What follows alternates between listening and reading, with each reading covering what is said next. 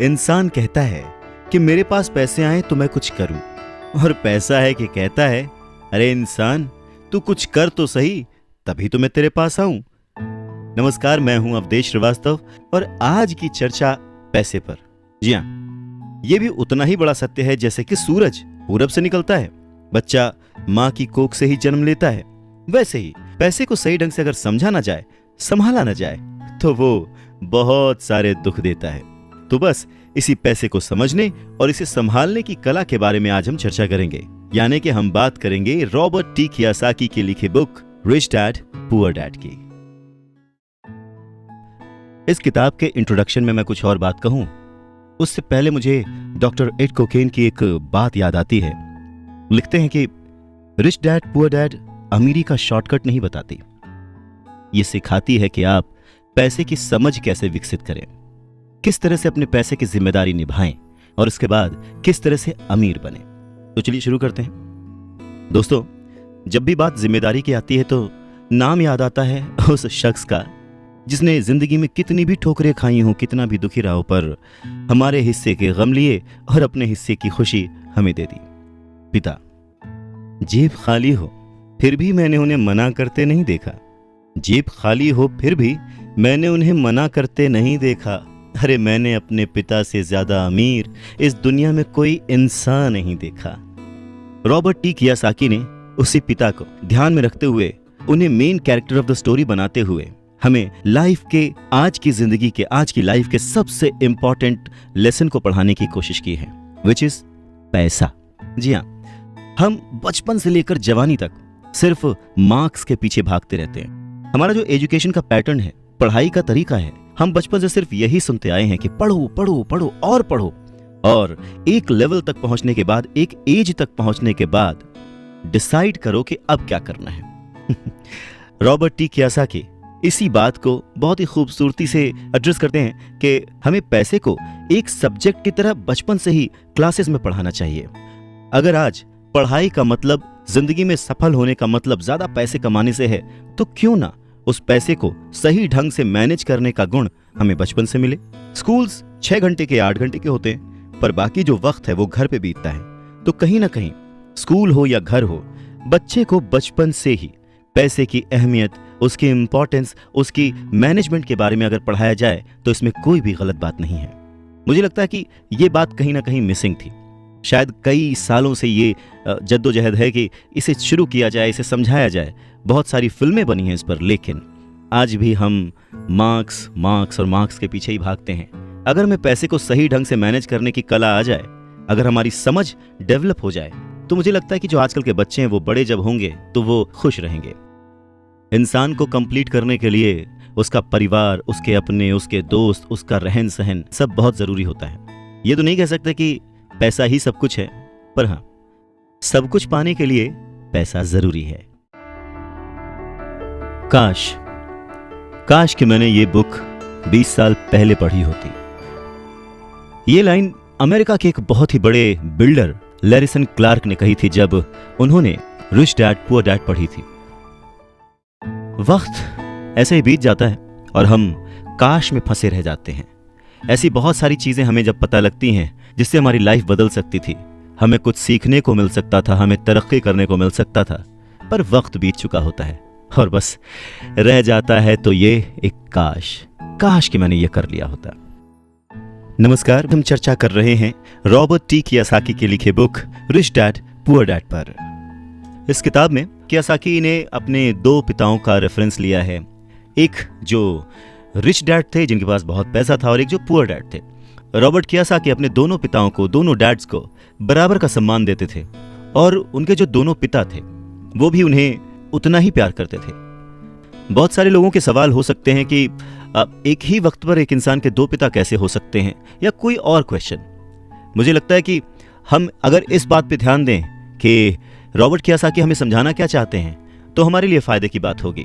हो सकता है उन्होंने ऐसा मान लिया हो सकता है उन्होंने अपने मन को पुअर डैड और अपने दिमाग को रिच डैड माना हो, या ये हो सकता है कि एक डैड उनके रहे हों और दूसरे डैड उनके किसी दोस्त के, कुछ भी हो सकता है। इंपॉर्टेंट ये नहीं है कि ये जो डैड का रेफरेंस लिया उन्होंने, ये कहानी है या काल्पनिक है। असल बात ये है कि रॉबर्ट कियोसाकी हमें समझाना क्या चाहते हैं, हमें बताना क्या चाहते हैं। चलिए मान लेते हैं कि रॉबर्ट कियोसाकी के दो पिता थे और उनमें से एक बहुत अमीर थे, एक बहुत गरीब थे।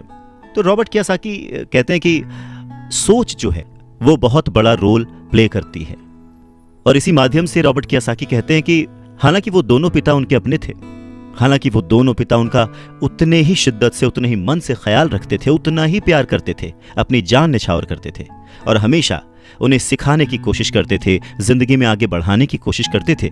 पर ऐसा क्यों था कि उनके एक पिता अमीर थे और एक पिता गरीब? सारा खेल सोच का है, सारा खेल नजरिए का है। नजरिया ही इंसान को तरक्की दिला सकता है और नजरिया ही इंसान के जीवन की नाव डुबा सकता है। तो ये हमारे ऊपर है कि हम किस रंग के चश्मे को पहनकर कैसा मौसम देखते हैं। किसी शायर ने क्या खूब कहा है कि जैसा दर्द हो वैसा मंजर होता है, अरे मौसम तो इंसान के अंदर होता है। और उसी अंदर के मौसम को हमेशा बनाए रखने, अपने आप को पॉजिटिव रखते हुए, अपना नजरिया सकारात्मक रखते हुए अगर हम आगे सोचें तो कुछ अच्छा तो जरूर होगा। बातें और भी हैं, सुनते रहिए।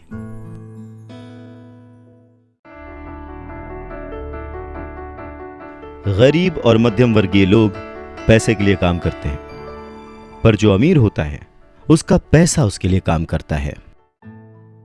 नमस्कार, मैं हूं अवधेश श्रीवास्तव और आज हम चर्चा कर रहे हैं रॉबर्ट टी कियोसाकी की लिखी book rich dad poor dad पर। स्कूल जाओ और मेहनत से पढ़ो, ये जो लाइन है याद करिए, बचपन में हम सब ने सुना है और एक बार नहीं कई बार सुना है। रिश्तेदारों से, घर वालों से, टीचर से, हर एक से, स्कूल जाओ और मेहनत से पढ़ो। एक वक्त तो ऐसा लगता था कि बस पढ़ते रहो पढ़ते रहो पढ़ते रहो, पर जैसे जैसे समझ आगे बढ़ी एक सवाल मन में घर करने लगा, आखिर हम पढ़ किस लिए रहे हैं? देखिए, स्कूल जाना और पढ़ाई करना ये बहुत ही अच्छी बात है, लेकिन अगर कोई काम किया जा रहा है तो वो किस वजह से किया जा रहा है ये जानना भी उतना ही जरूरी है। अपनी पढ़ाई पूरी करने के बाद हम सबसे पहले जॉब ही ढूंढते हैं ना, ये सोचकर के जॉब मिलने पर हमारी सारी प्रॉब्लम्स दूर हो जाएंगी, पैसे मिल जाएंगे, हम घर बना लेंगे, गाड़ी खरीद लेंगे और जो भी ज़रूरतें हैं पैसे से जुड़ी हुई वो सब पूरी कर लेंगे। पर ऐसा होता नहीं है। बहुत सारे लोग अच्छी जॉब और बहुत ही अच्छी सैलरी होने के बावजूद खुश नहीं होते। वो अपनी ज़रूरतें पूरी नहीं कर पाते, बहुत ही मुश्किल से घर का खर्च चला पाते हैं, पर वो लगे रहते हैं इस उम्मीद में कि शायद अगले साल फिर से इंक्रीमेंट होगा, पैसे बढ़ेंगे और उन पैसों से हम अपनी जो ज़रूरतें हैं जो पूरी नहीं कर पाए हैं उन्हें पूरी कर लेंगे। और वो और ज़्यादा मेहनत करते हैं प्रमोशन पाने के लिए। पर वक्त के साथ साथ हमारी ज़रूरतें और हमारा लालच बढ़ने लगता है। पहले तो पैसे के बिना रहने के डर से हम बहुत मेहनत करने लग जाते हैं और उसके बाद जब हमें सैलरी मिलने लगती है तो हमें लालच और ज़्यादा पाने की इच्छा जाग जाती है और चूहे बिल्ली के इसी खेल में हमारी ज़िंदगी का भी एक पैटर्न बन जाता है। ज़्यादा मेहनत करो, ज़्यादा पैसे कमाओ, ज़्यादा पैसे कमाओ, घर का खर्च चलाओ, पैसे खत्म, फिर ज़्यादा मेहनत करो और ये जो विशेष सर्कल है ये चलता रहता है और इसी सर्कल में हम गोल गोल गोल गोल घूमते रहते हैं। अगर हमारे पास ज़्यादा पैसे आ भी जाएं तो भी हमें इस विशेष सर्कल में घूमने की आदत पड़ जाती है। हमें डर और लालच पर काबू पाना सीखना बहुत ज़रूरी है, क्योंकि अगर हम अमीर बन भी गए तो इन आदतों की वजह से हम हमेशा डर के साए में रहेंगे और अपनी जिंदगी को एंजॉय नहीं कर पाएंगे। पहले के जमाने में शिक्षा एक जरिया थी लोगों की पर्सनैलिटी डेवलप करने का और आसपास के हर विषय में उन्हें जानकारी देने का। पर वक्त के साथ साथ पढ़ाई का लक्ष्य, उसका गोल बदल गया। पढ़ाई का मकसद रह गया बड़े होकर अपनी जीविका चलाना, ब्रेड एंड बटर कमाना। और इसमें कुछ गलत भी नहीं है। वक्त के साथ चीजें बदलना बहुत जरूरी है, क्योंकि जो चीज वक्त के साथ नहीं बदलती वो या तो हमारी खुशियां छीनती है या फिर समाज को बहुत ही पीछे ले जाती है। रॉबर्ट टी कियोसाकी ने इस बहुत ही अहम मुद्दे को यहां पर उठाया है अपने book rich dad poor dad में। क्या खूब कहा है कि बचपन से ही अगर हम बच्चे को मनी को एज अ सब्जेक्ट बच्चों को पढ़ाना शुरू करें, उन्हें यह समझाना शुरू करें कि उसे कैसे मैनेज किया जाए, तो बड़े होने पर बच्चों की बहुत सारी प्रॉब्लम्स अपने आप ही सॉल्व हो जाएंगी। बच्चा खुद उन्हें सॉल्व करने की क्षमता रखेगा। पर कहीं ना कहीं रॉबर्ट टी कियोसाकी ने इस बात का पूरा ध्यान रखा है कि पैसे को रिश्तों के ऊपर न रखा जाए, तभी तो उन्होंने इस विषय को रिश्तों के माध्यम से ही समझाने की कोशिश की है। रॉबर्ट टी कियोसाकी के पहले जो डैडी थे वो हमेशा ये कहते थे कि मैं इसे कैसे खरीद सकता हूं। वहीं जो उसके दूसरे डैडी थे वो कहते थे मैं इसे क्यों नहीं खरीद सकता हूं। दोनों की सोच में अंतर था, दोनों के शब्दों में अंतर था। यानी कि जिसे हम जिंदगी में पाना चाहते हैं, जिसे संभालना चाहते हैं, जैसे कि पैसा, तो उसके बारे में अगर बचपन से जाना जाए तो क्या ये सही नहीं होगा? आज जिस तरह से पढ़ाई की जाती है, बच्चा ग्रेजुएट होकर सोचता है कि अब मैं कौन सी नौकरी करूंगा। क्या ये सही नहीं है कि थोड़ा और पहले से बच्चे को इस विषय के बारे में और अच्छे से और डीपली पढ़ाया जाए, समझाया जाए? ये तो वही बात हो गई, जाना था जापान, पहुंच गए चीन। यानी कमाना था पैसे, पर जब तक इसकी समझ आई तब तक बहुत देर हो चुकी थी। यानी कि हमें सबसे पहले ये समझने की जरूरत है कि हम खुद एक्सेप्ट करें कि हम इसे कैसे पा सकते हैं, इसे कैसे संभाल सकते हैं, और वही सही शिक्षा हम अपने आने वाली पीढ़ी को भी दे सकते हैं।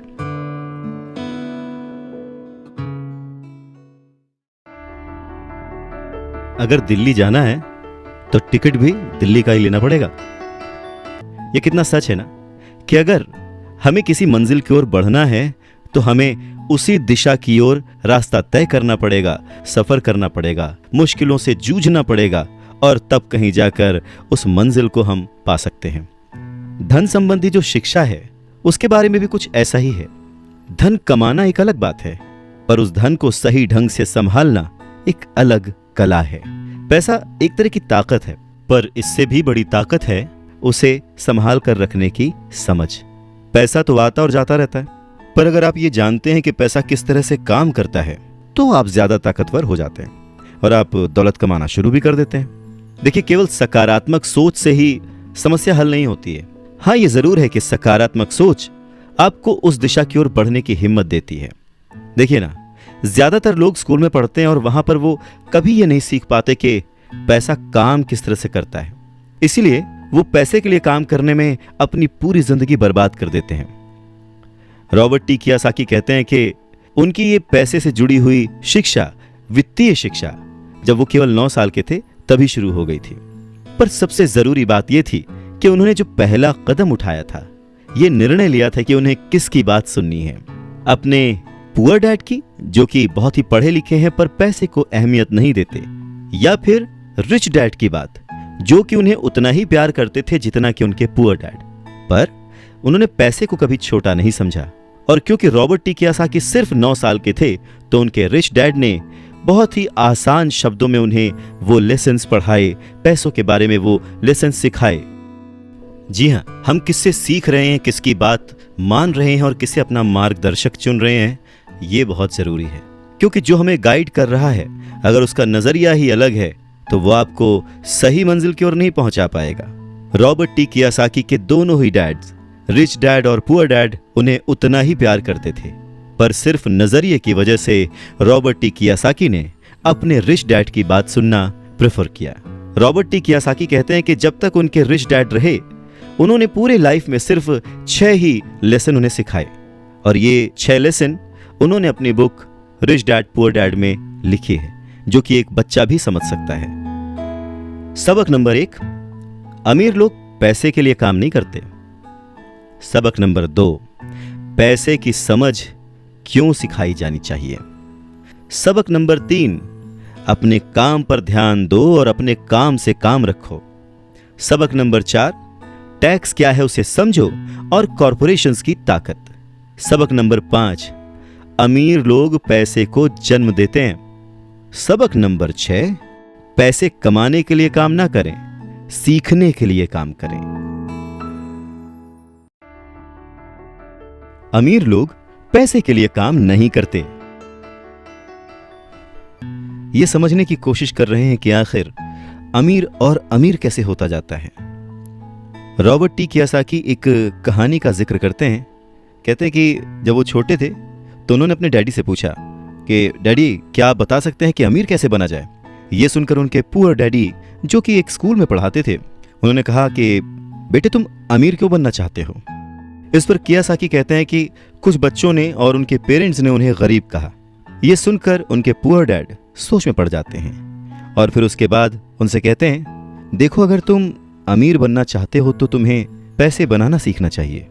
इस पर कियासाकी ने अपने डैड से पूछा, मैं पैसे बनाना किस तरह से सीख सकता हूं? तो डैड ने जवाब दिया, अपने दिमाग से।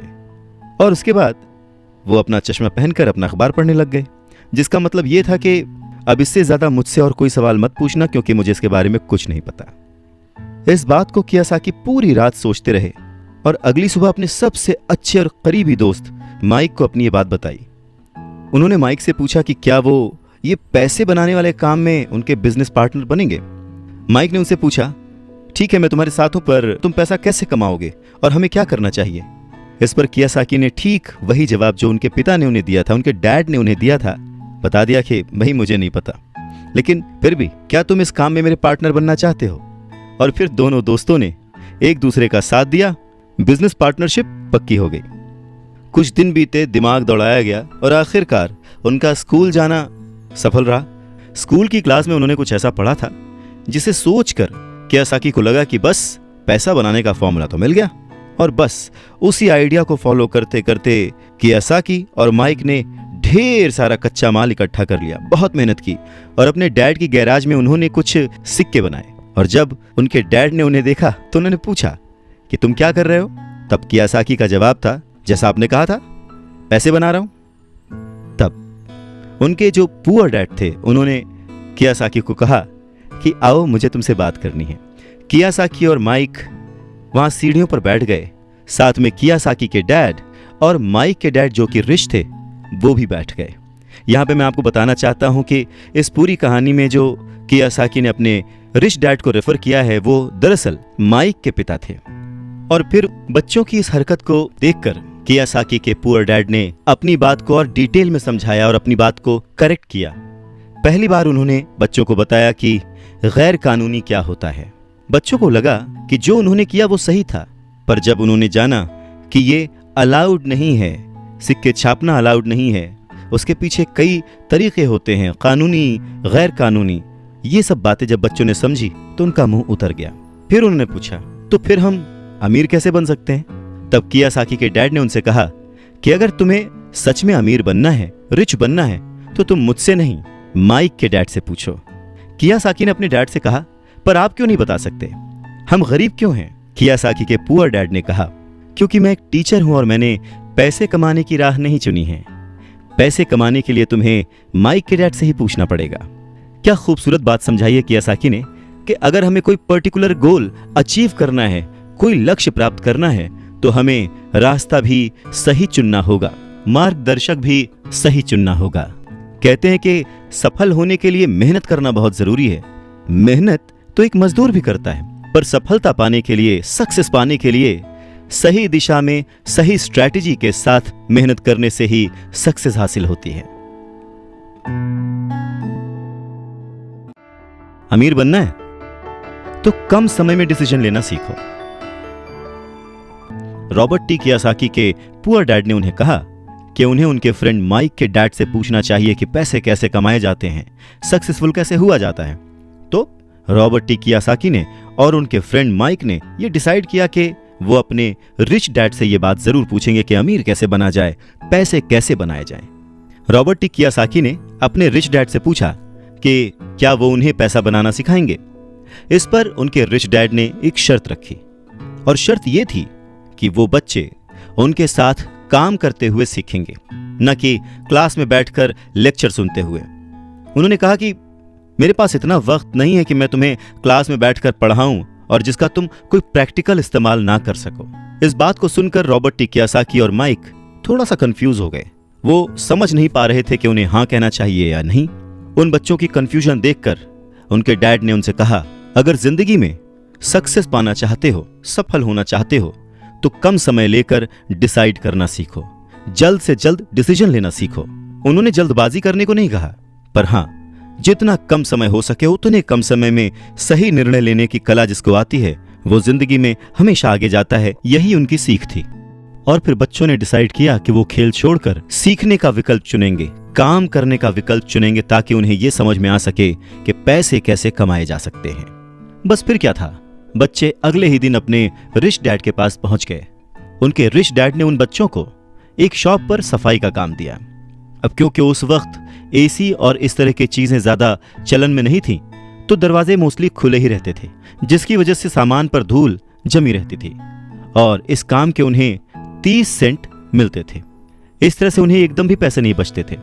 वो परेशान रहते थे और एक दिन उन्होंने माइक से कहा कि मैं अब काम नहीं करूंगा, या तो वो मेरी तनख्वाह बढ़ाएं या फिर मैं काम छोड़ रहा हूं। उसके बाद 9 साल के रॉबर्ट टी कियोसाकी और उनका दोस्त माइक उनके रिच डैड से मिलने पहुंचे। रिच डैड के सामने बैठते ही माइक बुरी तरह से रो पड़े और उन्होंने कहा, डैड, आपने कहा था कि अगर मैं आपके लिए काम करूंगा तो आप मुझे पैसा कमाना सिखाएंगे। अपनी तरफ से मैंने पूरी तरह से, पूरी ईमानदारी से काम किया है, कड़ी मेहनत की है। इस काम के लिए मैंने अपनी खेल तक की कुर्बानी दे दी और अब आप अपने वादे से मुकर रहे हैं। आपने मुझे कुछ भी नहीं सिखाया। लोग आपको लालची कहते हैं, जो सिर्फ पैसे कमाना चाहता है पर अपने साथ काम करने वालों का बिल्कुल भी ध्यान नहीं रखता। मैं एक छोटा सा बच्चा हूं और आपको मेरे साथ ऐसा बर्ताव नहीं करना चाहिए था। रॉबर्ट टी कियोसाकी के डैड ने कहा, पर मैं तो तुम्हें काम सिखा रहा हूं। रॉबर्ट टी कियोसाकी कहते हैं कि उस वक्त वो गुस्से में थे, तो उन्होंने पूछा, नहीं, आप मुझे कुछ नहीं सिखा रहे, बताइए आपने मुझे क्या सिखाया। कुछ भी नहीं। आपसे सीखने के लिए मैं बस चंद सिक्कों में काम करने के लिए तैयार हो गया और उसके बाद तो आपने मुझसे बात तक नहीं की। मैं आपकी शिकायत सरकार से करूंगा। हमारे देश में भी बाल श्रम कानून है, आप तो जानते ही हैं। मेरे पुअर डैड सरकार के लिए काम करते हैं। इस बात को सुनकर उनके रिच डैड ने कहा, शाबाश, अब तुम उन लोगों की तरह बोल रहे हो जो कभी मेरे लिए काम करते थे। या तो मैंने उन्हें नौकरी से निकाल दिया या फिर उन्होंने खुद ही नौकरी छोड़ दी। रही बात तुम्हें कुछ सिखाने की, कौन कहता है कि मैंने तुम्हें कुछ नहीं सिखाया? पिछले दिनों जितना तुमने काम किया, जरा सोच कर देखो, क्या सिखाने का मतलब केवल भाषण देना या बातचीत करना ही होता है? इस तरह से तो तुम्हें स्कूल्स में सिखाया जाता है, पर जिंदगी में कोई तुम्हें भाषण देकर या बातचीत करके नहीं सिखाएगा।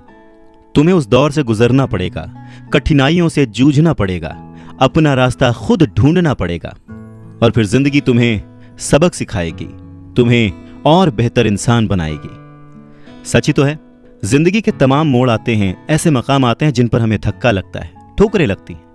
हम उस वक्त परेशान होते हैं कि हमारे साथ ऐसा क्यों हो रहा है, पर अगर ध्यान से देखा जाए तो जिंदगी उस झटके के जरिए हमें कह रही होती है कि जाग जाओ, मैं तुम्हें कुछ सिखाना चाहती हूं। पर 9 साल के रॉबर्ट टी कियोसाकी को ये बड़ी बड़ी बातें समझ नहीं आईं। तब उनके रिच डैड ने एक बार फिर से कहना शुरू किया, अगर जिंदगी तुम्हें कोई सबक सिखाए तो तुम्हें उससे सीखना चाहिए, क्योंकि अगर तुम उससे वो सबक नहीं सीखते तो पूरी जिंदगी, तुम्हारी ये जिंदगी लगातार तुम्हें धक्के देती रहेगी।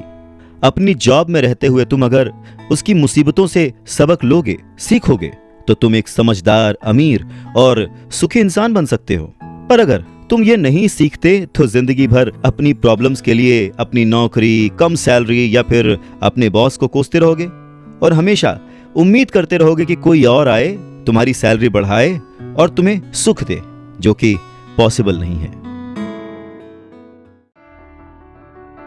किसी दूसरे को बदलने से ज्यादा अच्छा और आसान है खुद को बदलना। तो उनके रिच डैड ने उन्हें 10 सेंट हर घंटे की जॉब पर रखा। 10 सेंट बहुत ही कम होते हैं। रॉबर्ट टी कियोसाकी ने वो जॉब छोड़ दी और अपने रिच डैड के पास गए और गुस्से में उनसे कहा कि मैं इतने कम पैसे पे काम नहीं कर सकता। ये बात सुनकर उनके रिच डैड ने कहा, मुझे खुशी है कि तुम 10 सेंट पर काम करने के लिए असंतुष्ट हो। अगर तुम गुस्सा होकर मेरे पास नहीं आते तो मैं कभी भी तुम्हें पैसा बनाने की कला नहीं सिखाता। इस बात से यह साबित होता है कि तुम पैसा कमाना सीखना चाहते हो। रॉबर्ट टी कियोसाकी अपने डैड की बात बहुत ध्यान से सुन रहे थे। उनके डैड ने कहना जारी रखा, तुम्हें पता है कि गरीबी पैसों की नहीं, मन की होती है। इंसान पूरी जिंदगी डरते डरते सिर्फ पैसे के लिए ही काम करता रहता है। मैं कभी नहीं कहूंगा कि तुम पैसे के लिए काम करो। तुम्हें ऐसा काम करना चाहिए कि तुम्हारा पैसा तुम्हारे लिए काम करे। लोग कहते हैं कि मैं समस्या की जड़ हूं, मैं उन्हें कम पैसे देता हूं, पर सच तो यह है कि लोग उसी वेतन में काम करते रहना चाहते हैं। वो अपने आप से नहीं पूछते कि वो क्यों उतने कम पैसे में काम कर रहे हैं। पर अगर वो लोग या तुम इसी तरीके से सोचते रहे कि समस्या की जड़ मैं हूं, तो जिंदगी भर न वो लोग कुछ सीख पाएंगे न तुम कुछ सीख पाओगे। आसान क्या है, मुझे बदलना या फिर खुद को बदलना और अपने आप को इस लायक बनाना कि आप उससे अच्छा काम सीख पाएं। अगर तुम पैसे के लिए काम करना सीखना चाहते हो तो स्कूल में ही रहो, यह सीखने के लिए उससे बढ़िया जगह कोई और है नहीं। परंतु अगर तुम ये सीखना चाहते हो कि पैसा तुम्हारे लिए किस तरह से काम करे, तो मैं तुम्हारा रिच डैड तुम्हें यह सिखा सकता हूं। पर यह तभी संभव होगा, तभी पॉसिबल होगा जब ये तुम खुद सीखना चाहो। तो तुम सीखने के लिए तैयार हो? रॉबर्ट टी कियोसाकी ने हां में सर हिलाया और फिर रिच डैड ने कहना शुरू किया, देखो बच्चे, जैसे मैंने कहा, सीखने के लिए बहुत कुछ है। पैसे से अपने लिए काम कैसे करवाया जाए, यह जिंदगी भर चलने वाली पढ़ाई है। मैं पहले से ही जानता हूं कि मेरी धन संबंधी पढ़ाई जीवन भर चलेगी, और इसकी वजह यह है कि मैं जितना ज्यादा जान लेता हूं, उससे भी ज्यादा जानने की मेरी इच्छा बढ़ती चली जाती है। बहुत ही कम लोगों को इस बात का एहसास होता है कि असली समस्या पैसे की नहीं है। असली समस्या, असली प्रॉब्लम नॉलेज की है, सोच की है। तो क्या तुम्हारे अंदर सीखने की उतनी ही इच्छा है जितना पहले थी? इस पर रॉबर्ट टी कियोसाकी ने कहा, हाँ बिल्कुल, मैं दूसरे लोगों की तरह थोड़े हूं, मैं सीखना चाहता हूं। तब रिच डैड ने कहना शुरू किया, ठीक है, तो कल से तुम फिर वापस काम पर जाओ, पर इस बार मैं तुम्हें कोई तनख्वाह नहीं दूंगा। तुम्हारी तनख्वाह बंद। तुम हर शनिवार 3 घंटे उसी तरह काम करोगे, लेकिन इस बार तुम्हें 10 सेंट प्रति घंटे के हिसाब से सैलरी नहीं मिलेगी। तुमने तो कहा है कि तुम पैसे के लिए काम करना नहीं सीखना चाहते, इसलिए मैं तुम्हें बदले में कुछ भी नहीं दूंगा। अपने रिच डैड की बात सुनकर रॉबर्ट टी कियोसाकी बहुत ही कंफ्यूज हो गए। उन्हें समझ ही नहीं आया कि वो आखिर क्या करें। और अगले 3 हफ्ते तक रॉबर्ट टी कियोसाकी अपने दोस्त माइक के साथ हर शनिवार को मुफ्त में काम करते रहे। काम बहुत परेशानी वाला नहीं था, और समय गुजरने के साथ साथ ये आसान भी होता गया। पर उन्हें अफसोस था तो अपने छूटे हुए बेसबॉल गेम्स और कॉमिक्स का, क्योंकि वो अब उसका मजा नहीं ले सकते थे, और साथ ही उन्हें कुछ पैसे भी नहीं मिल रहे थे। तीसरे हफ्ते दोपहर में रॉबर्ट टी कियोसाकी के रिच डैड उनकी शॉप पर आए, जहां पर वो बच्चे काम करते थे, और उन्हें कहा कि क्या तुम जिंदगी भर जो मेरे बाकी एम्प्लॉयज हैं उनकी तरह ही काम करना चाहते हो, डरते रहना चाहते हो? मुझे लगता है कि मुझे तुम्हारी सैलरी बढ़ा देनी चाहिए, 25 सेंट्स पर आवर। ये सुनकर वो दोनों मन ही मन खुश हो गए, पर उन्होंने सामने कुछ नहीं कहा, वो चुप रहे। रिच डैड ने थोड़ी देर देखा और कहा कि चलो अच्छा, तुम इतने पे खुश नहीं हो, मैं तुम्हारी सैलरी $1 पर आवर कर देता हूं। $1 पर आवर उस समय के हिसाब से कह सकते हैं कि देश का सबसे अमीर बच्चा भी जो होगा वो भी नहीं कमाता होगा। वो थोड़ी देर चुप रहे और फिर उन्होंने कहा कि अच्छा चलो ठीक है, मैं तुम्हारी सैलरी $5 पर आवर कर देता हूं। यह सैलरी सुनकर उनका मन बार बार कह रहा था कि मान लो, इससे क्या नहीं खरीदा जा सकता, ढेर सारी कॉमिक्स, ढेर सारी साइकिल्स वगैरह वगैरह। पर वो चुप रहे। उन बच्चों को चुप देख उनके रिच डैड ने कहा, मुझे अच्छा लगा कि तुम लोगों ने लालच नहीं किया, जल्दबाजी नहीं दिखाई, और मैं ये देख सकता हूं कि तुम अगर इसी तरह मन लगाकर सीखते रहे तो फ्यूचर में पैसे से जुड़ी किसी भी बात के लिए तुम जल्दबाजी में डिसीजन नहीं लोगे। जब किसी के पास पैसा आता है तो अपने साथ डर और लालच भी लेकर आता है। रॉबर्ट टी कियोसाकी के रिच डैड उन्हें पैसे के बारे में, उसकी अहमियत के बारे में और साथ में आने वाले डर और लालच के बारे में समझाते हुए कहते हैं कि कुछ और पाने की इच्छा को, बेहतर पाने की इच्छा को लोग लालच कहते हैं, पर मेरे लिए ये इच्छा ही है और इसमें कोई बुराई भी नहीं है। पर यकीन मानो, अगर मैं तुम्हें $5 भी दूं तो भी तुम्हारी समस्या नहीं सुलझेगी, तुम अमीर नहीं बन पाओगे। अपने रिच डैड की बात सुनकर रॉबर्ट टी कियोसाकी ने पूछा, ऐसा क्यों? अगर मैं इतनी सैलरी उठाऊंगा उसके बाद भी मैं अमीर क्यों नहीं बन पाऊंगा? तब रिच डैड ने कहा, क्योंकि अमीरी मन से होती है, सोच से होती है, पैसे से नहीं। पैसा आज है, कल जा भी सकता है, पर जो इंसान सोच से अमीर है, जो ये जानता है कि पैसे को कैसे संभाला जाए, पैसे को कैसे कमाया जाए, पैसे को कैसे बनाया जाए, वो कभी भी गरीब नहीं हो सकता। इस पर रॉबर्ट टी कियोसाकी ने पूछा, तो क्या हमें पैसे से दूर रहना चाहिए, उसके पीछे भागना नहीं चाहिए? इस पर रिच डैड ने जवाब दिया, देखो, पैसे से दूर रहना भी उतना ही बड़ा पागलपन है जितना कि उसके पीछे भागना। मुसीबत की घड़ी में या पैसे न होने की घड़ी में, गरीबी की हालत में ज्यादातर लोग ये नहीं जानते कि वो अपने दिमाग से सोचते हैं या अपने दिल से।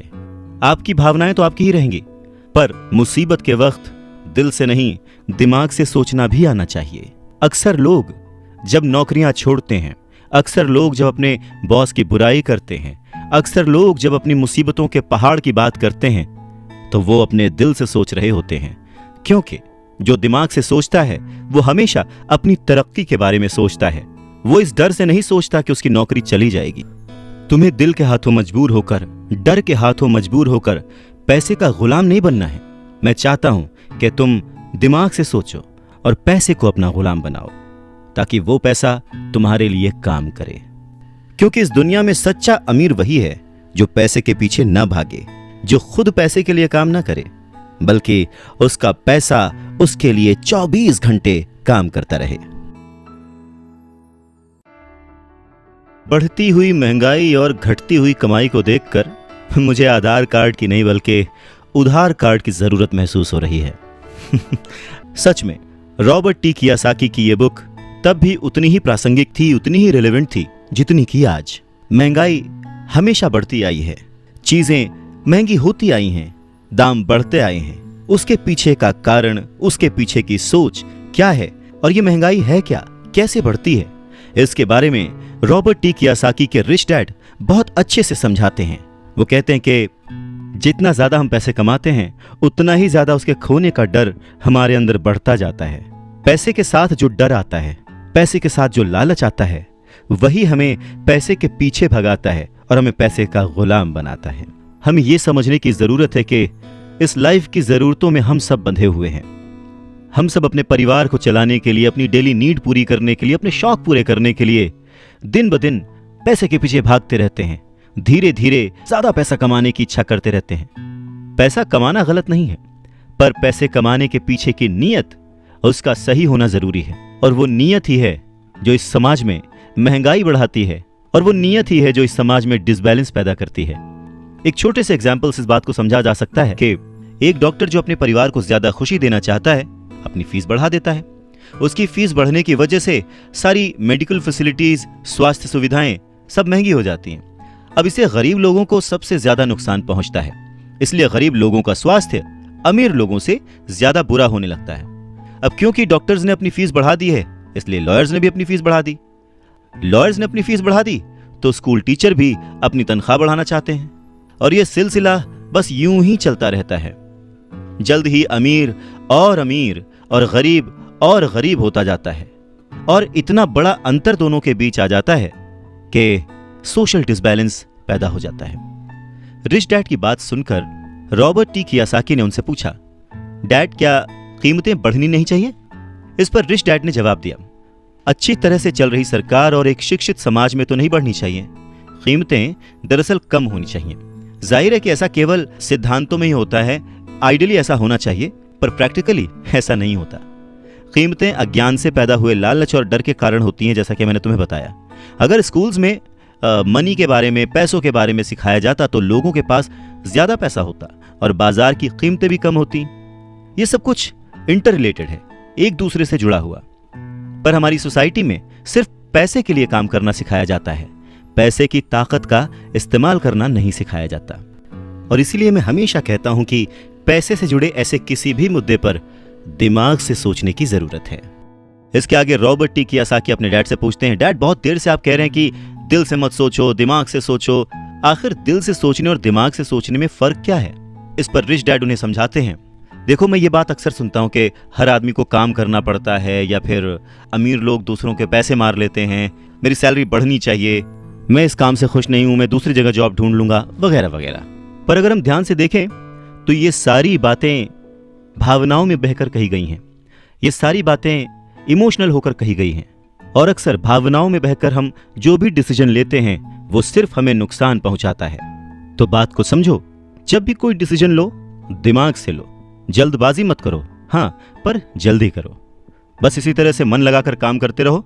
तुम्हारा जो दिमाग है वो तुम्हें जल्द से जल्द कुछ ना कुछ ऐसे सही तरीके बता ही देगा जिससे तुम ज्यादा कमा पाओगे, ऐसी चीजें देख पाओगे जो दूसरे लोग नहीं देख पाते। मौका उनकी नाक के नीचे होता है, अवसर उनके पास होता है, सामने होता है, पर वो उसे पहचान नहीं पाते। पर अगर तुम दिमाग से काम लोगे तो तुम उन्हें पहचान पाओगे, उन मौकों का फायदा उठा पाओगे और जिंदगी में आगे बढ़ पाओगे। पैसा आए तो मुसीबत, ना आए तो मुसीबत। इसीलिए पैसे को समझना बहुत जरूरी है। रॉबर्ट टी कियोसाकी कहते हैं कि वो और उनका दोस्त माइक अब बड़े हो चुके थे और माइक ने अपने डैडी का बहुत बड़ा सा कारोबार संभाल लिया था और बहुत सक्सेसफुल भी था। और अब माइक अपने बेटे को ठीक वैसे ही सिखा रहा था जैसे कि उसके डैड ने, यानी कि रॉबर्ट टी कियोसाकी के रिच डैड ने उन दोनों को सिखाया था। रॉबर्ट टी कियोसाकी कहते हैं कि जब वो 47 साल के हुए तो उन्होंने डिसाइड किया कि अब उन्हें रिटायर हो जाना चाहिए। रिटायरमेंट का ये मतलब नहीं होता कि काम नहीं किया जाएगा या आगे काम नहीं करना चाहते वगैरह वगैरह। रिटायरमेंट का मतलब ये होता है कि अब आप इस लायक हो गए हैं कि आपका पैसा आपके लिए काम करे। रिटायरमेंट का सही मतलब यही है कि आपने पूरी जिंदगी जो मेहनत करके, जो स्ट्रैटेजीज बना के, सही जगह निवेश करके पैसा लगाया था, अब आपकी वो एज आ चुकी है कि अब आप उस पैसे को एंजॉय करें, क्योंकि आपका पैसा अब आपके लिए काम करना शुरू कर चुका है। कुछ लोग पूरी जिंदगी काम करते रहते हैं, रिटायर नहीं हो पाते। पूरी जिंदगी काम करना गलत नहीं है, पर यह डिफरेंस समझना बहुत जरूरी है कि पैसे की जरूरत की वजह से पूरी जिंदगी काम कर रहे हैं, उसका गुलाम बन के काम कर रहे हैं, या फिर उसका मालिक बन के और अपने काम को एंजॉय करके पूरी जिंदगी काम कर रहे हैं। रिटायरमेंट को दूसरे शब्दों में चिंताओं से आजादी भी कह सकते हैं। इसका मतलब यह है, पैसा अगर सही तरह से खर्च किया जाए, पैसे को अगर सही तरह से मैनेज किया जाए तो वो अपने आप बढ़ता रहता है। ये ठीक एक पेड़ लगाने की तरह है कि आप सालों तक इसे पानी देते हैं। जब आप अपने बिजनेस में होते हैं, अपनी जॉब में होते हैं, और कभी भी इसमें कोताही नहीं करते। जब भी उस पेड़ को जरूरत होती है आप उसकी सेवा करते हैं, और फिर जब वो पेड़ बड़ा हो जाता है, जमीन की गहराइयों में उसकी जड़ें पहुंच जाती हैं, फिर वो अपने आप आपको छाया और फल देता है, और फिर आपको उसके लिए काम करने की जरूरत नहीं पड़ती। पैसा भी कुछ कुछ उस पेड़ की ही तरह है। अगर इस बात को एक दूसरे एग्जाम्पल से समझें तो हमें जैसा गोल बनाना है उसके लिए हमें प्रिपरेशन भी वैसी ही करनी पड़ेगी। अगर बहुत ऊंची बिल्डिंग बनानी है तो हमें उसकी नींव बहुत गहरी खोदनी पड़ेगी, और अगर हमें सिर्फ छोटा सा घर बनाना है तो उसकी नींव छोटी होगी। पर प्रॉब्लम यही होती है, हम छोटी सी नींव खोदकर बहुत बड़ी सी बिल्डिंग बनाने की कोशिश करते हैं जो कि बाद में ढह जाती है। तो जरूरी क्या है? पैसे को समझना, पैसे को संभालना, पैसे को संभालने के लिए उसे समझा कैसे जाए। इसके लिए सबसे जरूरी बात है लायबिलिटीज और एसेट्स के बीच फर्क को समझा जाए, और एसेट्स को खरीदा जाए और लायबिलिटीज में पैसे न डाले जाएं। अच्छा, ये सुनने में बहुत ही आसान लगता है, लेकिन सच यही है कि ये आपको अमीर बनने में बहुत मदद करेगा। लेकिन अगर ये इतना ही सिंपल है तो फिर हर कोई इस बारे में सोचता क्यों नहीं? लोगों को लगता है कि उन्हें लायबिलिटीज और एसेट्स के बीच फर्क पता है, पर लायबिलिटीज और एसेट्स के बीच का जो बारीक सा फर्क है वही लोगों को नहीं पता है। तो चलिए इसके बारे में और डिटेल में बात करते हैं। लायबिलिटीज और एसेट्स क्या हैं? लायबिलिटीज वो हैं जहां से आपको पैसा कभी नहीं आएगा, उल्टे आपको उसमें और पैसा डालते रहना पड़ेगा। और एसेट्स वो चीजें हैं जो आपको पैसा देती रहेंगी, दिन ब दिन उनकी कीमत बढ़ती रहेगी, वो आपको अमीर और अमीर बनाती रहेंगी। इसको अगर इनकम और एक्सपेंस के टर्म में समझे तो और आसान होगा। सिंपल सा मतलब है, इनकम है कि आपके पास कितना पैसा आया, और एक्सपेंस है कि आपने कितना पैसा खर्च किया। तो जब भी ऐसी कंफ्यूजन हो, सही तरीका यह है कि एक बैलेंस शीट बनाएं जिसमें अपने एसेट्स और लायबिलिटीज जरूर लिखें।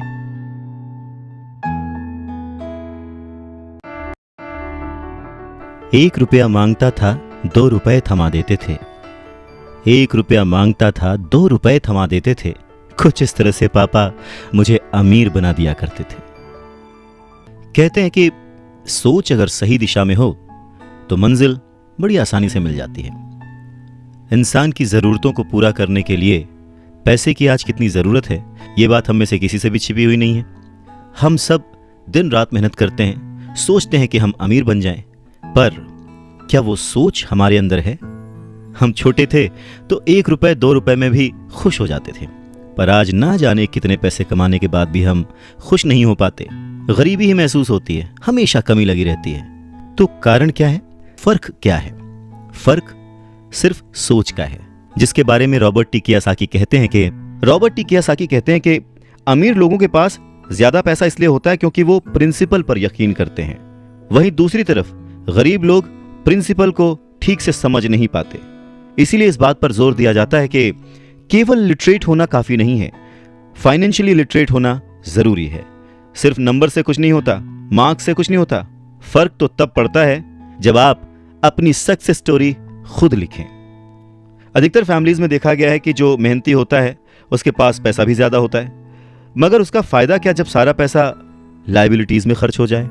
वैसे ये बहुत ही इंटरेस्टिंग एक्सरसाइज है, करके देखनी चाहिए। लायबिलिटीज वर्सेस एसेट्स, ये चार्ट बनाकर जब आप देखेंगे तो पाएंगे कि आपका खर्च करने का पैटर्न कैसा है, तरीका सही है या गलत। और तब आप ये भी नोटिस कर पाएंगे कि आपका ज्यादा खर्च किस तरफ हो रहा है, लायबिलिटीज की तरफ या एसेट्स की तरफ, और आपको अपने खर्च पर कितना कंट्रोल करने की जरूरत है। तो इस पूरी बात को अगर आसान शब्दों में समझा जाए तो वो ये कि अपना पैसा कैसे खर्चें, बस यही मुद्दे की बात है और कुछ नहीं। अच्छा, एक और जरूरी बात है, पुराने समय में अगर देखा जाए तो लोगों के गोल होते थे, हम डॉक्टर बनेंगे, लॉयर बनेंगे, ये सारे प्रोफेशंस हैं, पर इनका अमीरी से कोई कनेक्शन नहीं है। पर सोच यही थी कि हम डॉक्टर बनेंगे तो बहुत पैसा कमाएंगे, लॉयर बनेंगे तो बहुत पैसा कमाएंगे, बैरिस्टर बनेंगे तो बहुत पैसा कमाएंगे। इस सोच की जड़ ही गलत है। पुराने जमाने के कई लोग आज डॉक्टर, इंजीनियर या जो कुछ भी वो बनना चाहते थे बन चुके हैं, पर आज भी वो पैसे के लिए स्ट्रगल कर रहे हैं। क्यों? क्योंकि वो उनकी नींव ही अलग थी। आज दौर बदल चुका है, बच्चे एथलीट बनना चाहते हैं, स्पोर्ट्स पर्सन बनना चाहते हैं, स्टार बनना चाहते हैं, क्योंकि उन्हें पता है कि सिर्फ अच्छी पढ़ाई और अच्छे ग्रेड्स के भरोसे बैठकर वो अपने करियर में सक्सेस नहीं पा सकते। आज वक्त बदल चुका है। आज के ज़माने में सभी वर्किंग हैं, हस्बैंड वाइफ वर्किंग हैं, दोनों कमाते हैं और सोचते हैं कि हम दोनों मिलकर ज़्यादा पैसे कमाएंगे और हम ज़्यादा अमीर हो जाएंगे। और सबका ध्यान सिर्फ अपने अपने करियर पर ही होता है। कमाई बढ़ने लगती है, पर जाहिर है कि उसी के साथ साथ खर्चे भी बढ़ने लगते हैं। कहने का मतलब ये कि बिना फाइनेंशियली लिटरेट हुए आप कितने भी पैसे कमा लें, वो खर्च हो जाएंगे, वो आपकी लायबिलिटीज में चले जाएंगे, और ये एक ऐसा चक्कर है जो फिर चलता ही रहता है। और उसके बाद सभी ये सोचते हैं कि इस मुसीबत से बाहर कैसे निकला जाए। दरअसल लोगों को लगता है कि ज्यादा पैसे कमाने से आदमी अमीर हो जाता है, पर रॉबर्ट टी कियोसाकी कहते हैं कि अमीरी एक सोच है। अमीरी अपने पैसे को सही जगह खर्च करने की समझ है। अमीरी पैसे के पीछे ना भागने की सोच है। अमीरी रिटायरमेंट लेते समय ना डरने की सोच है।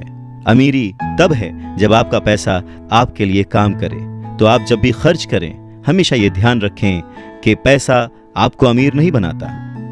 उसे सही जगह पे इन्वेस्ट करना, उसे सही से संभाल कर रखना, या कई बार उसे गलत जगह पर खर्च ना करना भी आपको अमीर ही बनाता है। कहने का मतलब ये कि अमीरी क्या है? अमीरी वो नहीं कि आप कितना पैसा कमा पाते हैं, अमीरी तो वो है कि आप कितना पैसा बचा पाते हैं। आप ठहर जाएंगे तो चलेगा, आपकी सोच नहीं ठहरनी चाहिए, क्योंकि अगर सोच ठहर गई तो जिंदगी बिना किसी सोच के गुजर जाएगी। बात सन 1947 की है। दुनिया की सबसे बड़ी फूड चेन मैकडॉनल्ड के फाउंडर रे क्रॉक ने एक MBA क्लास में स्पीच दी। बहुत ही शानदार स्पीच, लोगों ने बहुत तालियां बजाईं, खुश हुए। स्पीच के बाद MBA के स्टूडेंट्स ने उनके साथ वक्त बिताना चाहा, उनसे रिक्वेस्ट की कि सर थोड़ा टाइम हमारे लिए स्पेयर कर लें। बातों बातों में रे क्रॉक ने अचानक एक सवाल किया, क्या आप लोग जानते हैं कि मैं किस बिजनेस में हूं? अब क्योंकि वो मैकडी को रिप्रेजेंट कर रहे थे तो सभी जानते थे कि भाई आप हैमबर्गर बेचते हैं, फूड बिजनेस में हैं, तो बच्चों ने वही जवाब दिया। इस बात पर रे हंसने लगे। उनका असली बिजनेस तो रियल एस्टेट का है, क्योंकि मैकडी के लिए हर लोकेशन का चुनाव बहुत ही सोच समझकर और रेकी करके किया जाता है। जहां उनकी फ्रेंचाइजी बनाई जाती है वो जमीन भी साथ ही बेची जाती थी। तो इसका सीधा मतलब यह था कि फ्रेंचाइजी खरीदने वाले उस वक्त वो जमीन भी खरीदते थे। तो इस तरह से ये एक रियल एस्टेट बिजनेस भी हो गया। और ठीक यही सबक रॉबर्ट टी कियोसाकी के रिच डैड ने उन्हें सिखाया कि अक्सर लोग खुद के लिए छोड़कर बाकी सब के लिए काम करते हैं। वो टैक्स पे करके गवर्नमेंट के लिए काम करते हैं, उस कंपनी के लिए काम करते हैं जहां वो नौकरी करते हैं, बैंक का मॉर्गेज देकर उसके लिए काम करते हैं। और ये सब इसलिए क्योंकि हमारा एजुकेशन सिस्टम ही ऐसा है। स्कूल हमें एम्प्लॉय बनना सिखाता है, एम्प्लॉयर नहीं। जो आप पढ़ते हैं बस वही आप बनते हैं, इसलिए हमेशा सही पढ़ें। अगर आपने साइंस पढ़ी तो डॉक्टर बनेंगे, मैथमेटिक्स पढ़ी तो इंजीनियर बनेंगे, मतलब आपने जो पढ़ा वही आप बने। अब मुसीबत यह है कि इससे छात्रों का कोई भला नहीं हो पाता, क्योंकि वो नौकरी और बिजनेस के बीच के फर्क में उलझ कर रह जाते हैं। जब कोई पूछता है कि आपका बिजनेस क्या है तो आपको यह नहीं बोलना चाहिए कि मैं तो एक डॉक्टर हूं या एक बैंकर हूं, क्योंकि वो आपका प्रोफेशन है, बिजनेस नहीं। वो प्रोफेशन है जिससे आप लोगों की सेवा करते हैं, वो प्रोफेशन है जिससे आप अपना घर चलाते हैं। अमीर बनने के लिए प्रोफेशन नहीं, बिजनेस की जरूरत है। कहने का मतलब है कि आप जो कुछ भी करते हैं उसे अपना बिजनेस बनाइए, नौकरी नहीं। अपनी सारी उम्र दूसरों के लिए काम करके उन्हें अमीर करने में बर्बाद ना करें, बल्कि खुद की जिंदगी को खुशहाल करने के लिए खुद काम करें। बहुत से लोगों को इस बात का एहसास बहुत देर में होता है कि जो उनका हाउस लोन है उनकी जान ले रहा है, और फिर उन्हें लगता है कि जिसे वो एसेट मानते थे वो दरअसल उनकी लायबिलिटी बन गया। जैसे उन्होंने कार ली तो उससे जुड़े तमाम खर्चे उनकी लायबिलिटीज बन गए। उन्हें पूरा करने के लिए नौकरी जरूरी है, और अगर कभी वो सेफ जॉब उनके हाथों से निकल गई तो फिर उनकी मुसीबतें शुरू। इसीलिए हमें अपने सेविंग्स पर, अपनी बचत पर, अपने एसेट्स पर इतना ज्यादा ध्यान देना चाहिए। हम कितना कमा रहे हैं उससे ज्यादा हम कितना सेव कर रहे हैं उस पर ध्यान देना चाहिए। और फाइनेंशियली सिक्योर होने का यही एक सिंपल तरीका है। आप कितने अमीर हैं ये जानने का सही तरीका नेटवर्थ इसलिए नहीं है क्योंकि जब भी आप अपने एसेट्स बेचते हैं तो उन पर भी टैक्स लगता है। आपको उतना पैसा नहीं मिलता जितना कि आप सोचते हैं, तो आपकी बैलेंस शीट के हिसाब से आपको जितना भी पैसा मिलेगा उस पर भी आपको टैक्स देना पड़ेगा। अब इसका मतलब क्या हुआ कि क्या सब कुछ छोड़ दें, जो कर रहे हैं वो सब छोड़ दें, नौकरी ना करें? नहीं, रॉबर्ट टी कियोसाकी ये बिल्कुल नहीं कहते कि जो कुछ आप कर रहे हैं उसे छोड़ दें, जो नौकरी कर रहे हैं उसे छोड़ दें। अपनी नौकरी करते रहिए, पर साथ ही एसेट्स भी जमा करते रहिए। और एसेट्स से उनका मतलब है सही और असली मायने में एसेट्स। वो ये नहीं कहते कि आप कोई कार खरीद लीजिए, क्योंकि कार एसेट नहीं है, क्योंकि जैसे ही आप उसे सड़क पर उतारेंगे उसका रेट घट जाएगा, उसकी कीमत घट जाएगी। जितना हो सके खर्चे में कटौती करिए और लायबिलिटीज को घटाइए। तो बड़ा सवाल यह आता है कि किस तरह के एसेट्स खरीदे जाने चाहिए। कुछ एग्जाम्पल्स इस तरह से समझे जा सकते हैं कि ऐसा कोई बिजनेस करें जहां आपकी मौजूदगी जरूरी ना हो। मतलब अगर आप वहां पे ना भी रहें तो आपका काम चलता रहे, दूसरे लोग आपके लिए काम करते रहें और बस वही आपका बिजनेस है। दूसरा आप कह सकते हैं कि रियल एस्टेट में पैसे लगा सकते हैं, आप लैंड खरीद सकते हैं, स्टॉक और बॉन्ड खरीद सकते हैं। आजकल बहुत सारी पॉलिसीज आ गई हैं, उन्हें समझें और फिर उसमें इन्वेस्ट करें। जब एसेट्स खरीदें तो अपनी पसंद की चीजों पर पैसा लगाएं, क्योंकि आपका मन होगा तभी आप उसमें ध्यान दे पाएंगे। अगर उसमें आपकी रुचि नहीं होगी ना तो आप उसे बेहतर समझ नहीं पाएंगे। रॉबर्ट टी कियोसाकी को रियल एस्टेट और स्टॉक्स में रुचि थी, खासकर छोटी कंपनियों में इन्वेस्ट करने की। तो उन्होंने अपने रिच डैड की सलाह पर अपनी नौकरी कभी नहीं छोड़ी। वो जॉब करते रहे, साथ ही अपने एसेट कॉलम को बड़ा और मजबूत बनाते रहे। उन्होंने अपना कमाया हुआ एक एक पैसा बेकार खर्च नहीं किया, उसे सेव किया। वो हमेशा ये मानकर चलते रहे कि इस पैसे की उन्हें जरूरत नहीं है, वो उसके मालिक हैं, गुलाम नहीं हैं। अगर आपको लगता है कि आप लग्जूरियस लाइफ जीना चाहते हैं, लग्जरी खरीदना चाहते हैं, शौक से खरीदिए, कोई बड़ी बात नहीं है। पर जैसे ही आपको ये विचार आए, ये भी जरूर सोचिए कि अमीर और गरीब में बस यही फर्क है। जहां पर मिडिल क्लास आदमी या गरीब आदमी पैसा आते ही पहले लग्जरी में खर्च करता है, वहीं अमीर आदमी उसे सबसे बाद में खरीदता है। तो यही सीक्रेट है अमीरों के और अमीर होने का और गरीबों की बढ़ती गरीबी का।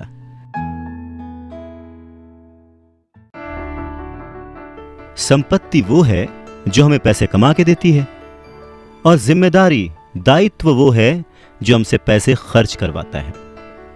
रॉबर्ट टी कियोसाकी कहते हैं कि उनके रिच डैड हमेशा चीजों को सिंपल तरीके से समझने और समझाने में विश्वास रखते थे। उन्होंने बच्चों से कहा कि अकाउंटिंग में अंक यानी नंबर इंपॉर्टेंट नहीं है, इंपॉर्टेंट तो वो बात है जो वो नंबर्स, वो अंक बता रहे हैं। ये ठीक लेटर्स की तरह है या शब्दों की तरह है। जैसे शब्द या वर्ड्स इंपॉर्टेंट नहीं होते, इंपॉर्टेंट वो बात होती है जो वो शब्द कह रहे हैं, जो वो शब्द बताना चाहते हैं। कई लोग पढ़ते हैं परंतु बहुत ज्यादा समझ नहीं पाते। अब ये रीडिंग की एक प्रॉब्लम हो सकती है। जैसे एक छोटा सा एग्जांपल लें कि अगर आपके घर में कभी मोबाइल आया हो या वीसीआर आया हो और उसके साथ एक इंस्ट्रक्शन बुक भी आती है, कभी आपने उस इंस्ट्रक्शन बुक को पढ़ा है? मैं ये गारंटी दे सकता हूं कि बहुत सारे लोगों को उसे पढ़ने के बाद भी कुछ समझ नहीं आएगा और ऐसा लगेगा कि वो दुनिया का सबसे मुश्किल काम है। ठीक वैसे ही अंकों के साथ है। अगर आप अमीर बनना चाहते हैं तो आपको अंकों को पढ़ना और उन्हें समझना आना चाहिए। रॉबर्ट टी कियोसाकी कहते हैं कि अपने रिच डैड से ये बात उन्होंने हजारों बार सुनी थी, और ये भी सुना कि अमीर लोग संपत्ति इकट्ठा करते हैं, जबकि गरीब और मध्य वर्गीय यानी मिडिल क्लास लोग दायित्व इकट्ठा करते हैं। तो सवाल यह आता है कि जब कोई नौकरी कर रहा है, अच्छी सैलरी उठा रहा है, फिर भी उसके पास पैसे की तंगी क्यों होती है? रॉबर्ट टी कियोसाकी के रिच डैड कहते हैं कि पैसे की तंगी की असली वजह होती है कि लोग संपत्ति और दायित्व के बीच अंतर नहीं कर पाते। तो वास्तव में अगर आपको अमीर बनना है तो आपको सिर्फ इतना ही जानने की जरूरत है और आप जिंदगी भर संपत्ति खरीदते रहिए। बस इनके बीच के फर्क को न जानने के कारण बहुत सारे लोग जिंदगी भर पैसे की कमी से परेशान रहते हैं। पैसों के लिए आदमी इसलिए परेशान होता रहता है क्योंकि वो ना तो शब्दों को समझ पाता है ना ही अंकों को। जिन लोगों के सामने पैसे की मुश्किलें आ रही हैं, उन्हें यह समझ लेना चाहिए कि शब्दों या अंकों में ऐसा कुछ है जिसे वो पढ़ नहीं पा रहे हैं। कोई चीज ठीक से उनकी समझ में नहीं आ रही है। अमीर लोग इसीलिए अमीर होते जाते हैं क्योंकि इस मामले में वो पैसे की तंगी से परेशान लोगों से ज्यादा समझदार होते हैं। तो अगर आप भी अमीर बनना चाहते हैं और अपनी दौलत को बनाए रखना चाहते हैं तो पैसे की साक्षरता और समझदारी बहुत जरूरी है, शब्दों में भी और अंकों में भी।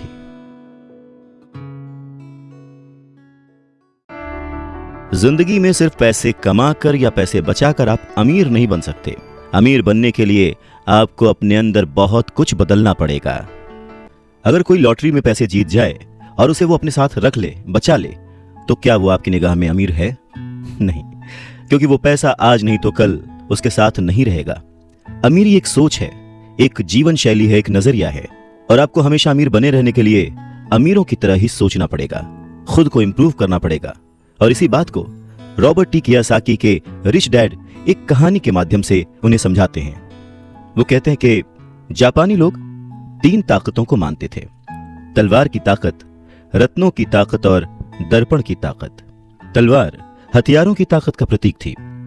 अमेरिका ने हथियारों पर खरबों डॉलर खर्च कर दिए और इसी कारण वो आज विश्व में सबसे ताकतवर देश है। दूसरी ताकत रत्न यानी के पैसे की ताकत का प्रतीक। इस कहावत में कुछ तो सच्चाई होगी।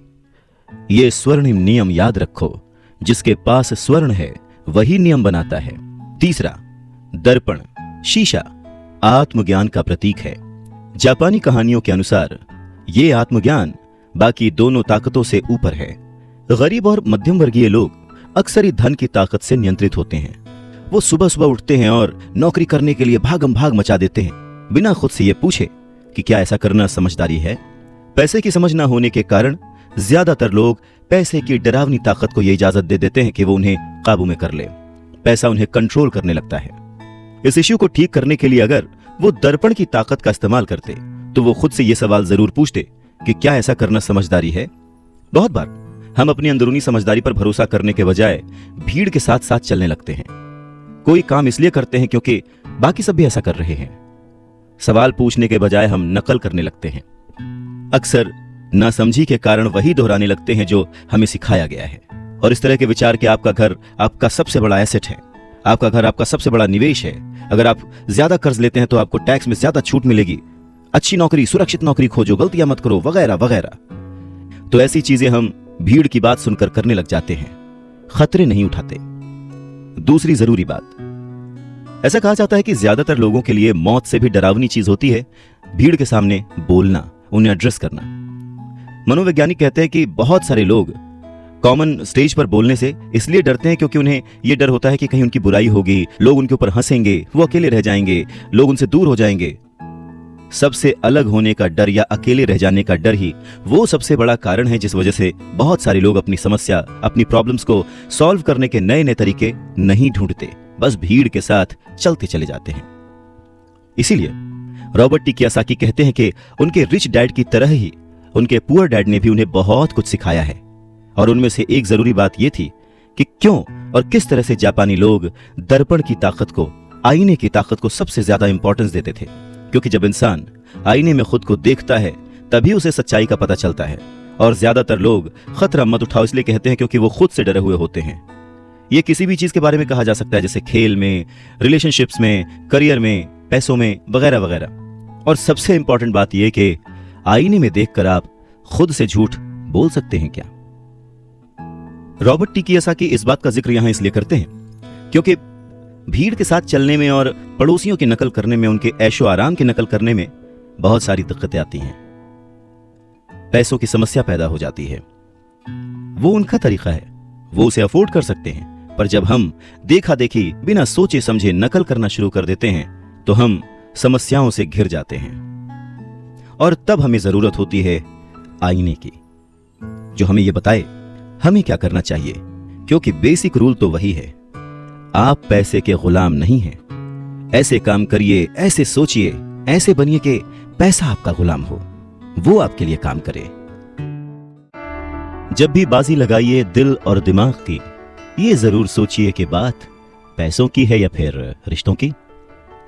अमीर बनने का मतलब ये नहीं होता कि आप इमोशनलेस हो जाए। अमीर बनने का ये मतलब नहीं होता कि आप अपने रिश्तों को छोड़ दें। अमीर बनने का ये मतलब नहीं होता कि 24 घंटे आप सिर्फ फायदा उठाने की बात सोचें। अमीरी तो एक सोच है। रॉबर्ट टी कियोसाकी बहुत ही खूबसूरत एक अपना इंसिडेंट शेयर करते हैं कि उनके जो पुअर डैड थे, जो कि एक स्कूल में पढ़ाते थे, उन्होंने बहुत मेहनत करके पाई पाई जोड़कर एक घर बनाया था, जिसे वो हमेशा कहते थे कि ये मेरी संपत्ति है। रॉबर्ट टी कियोसाकी जब अपने रिच डैड की संगत में आए, तब उन्होंने जाना कि संपत्ति और दायित्व में डिफरेंस क्या है, एसेट और लायबिलिटी में डिफरेंस क्या है। और तब वो हमेशा अपने डैड को बोलते, डैड, ये जो आपने लिया है ये आपका एसेट नहीं, ये आपकी लायबिलिटी है। और इस बात पे वो दोनों घंटों बहस किया करते थे। और लायबिलिटी और एसेट के कॉन्सेप्ट को समझाने के लिए वो उन्हें वही सारी बातें एक्सप्लेन करते, जैसे कि एसेट वो होता है जो आपको कमा के देता है, जिस पे आपको और खर्च नहीं करना होता, और लायबिलिटी वो है जिसमें 75 तरह के खर्च होते हैं। हर महीने, हर हफ्ते, हर दिन कुछ ना कुछ आपकी जेब से जा ही रहा होता है। आगे रॉबर्ट टी कियोसाकी कहते हैं कि जब भी लोग उनसे बात बात पर बहस करते हैं कि उनका घर संपत्ति क्यों नहीं है, तो वो जानते हैं कि बहुत से लोग ये बात अपने दिमाग से नहीं, अपने दिल से कह रहे हैं। क्योंकि किसी के लिए भी अपना घर बनाना सबसे बड़ा सपना होता है, और इसीलिए वो उसमें अपने पैसे लगाते हैं। अपने घर का मालिक होने से ज्यादा अच्छा कुछ भी महसूस नहीं होता है। पर दिल और दिमाग के बीच लायबिलिटी और एसेट्स के कॉन्सेप्ट को समझाने के लिए रॉबर्ट टी कियोसाकी एक और बात कहते हैं।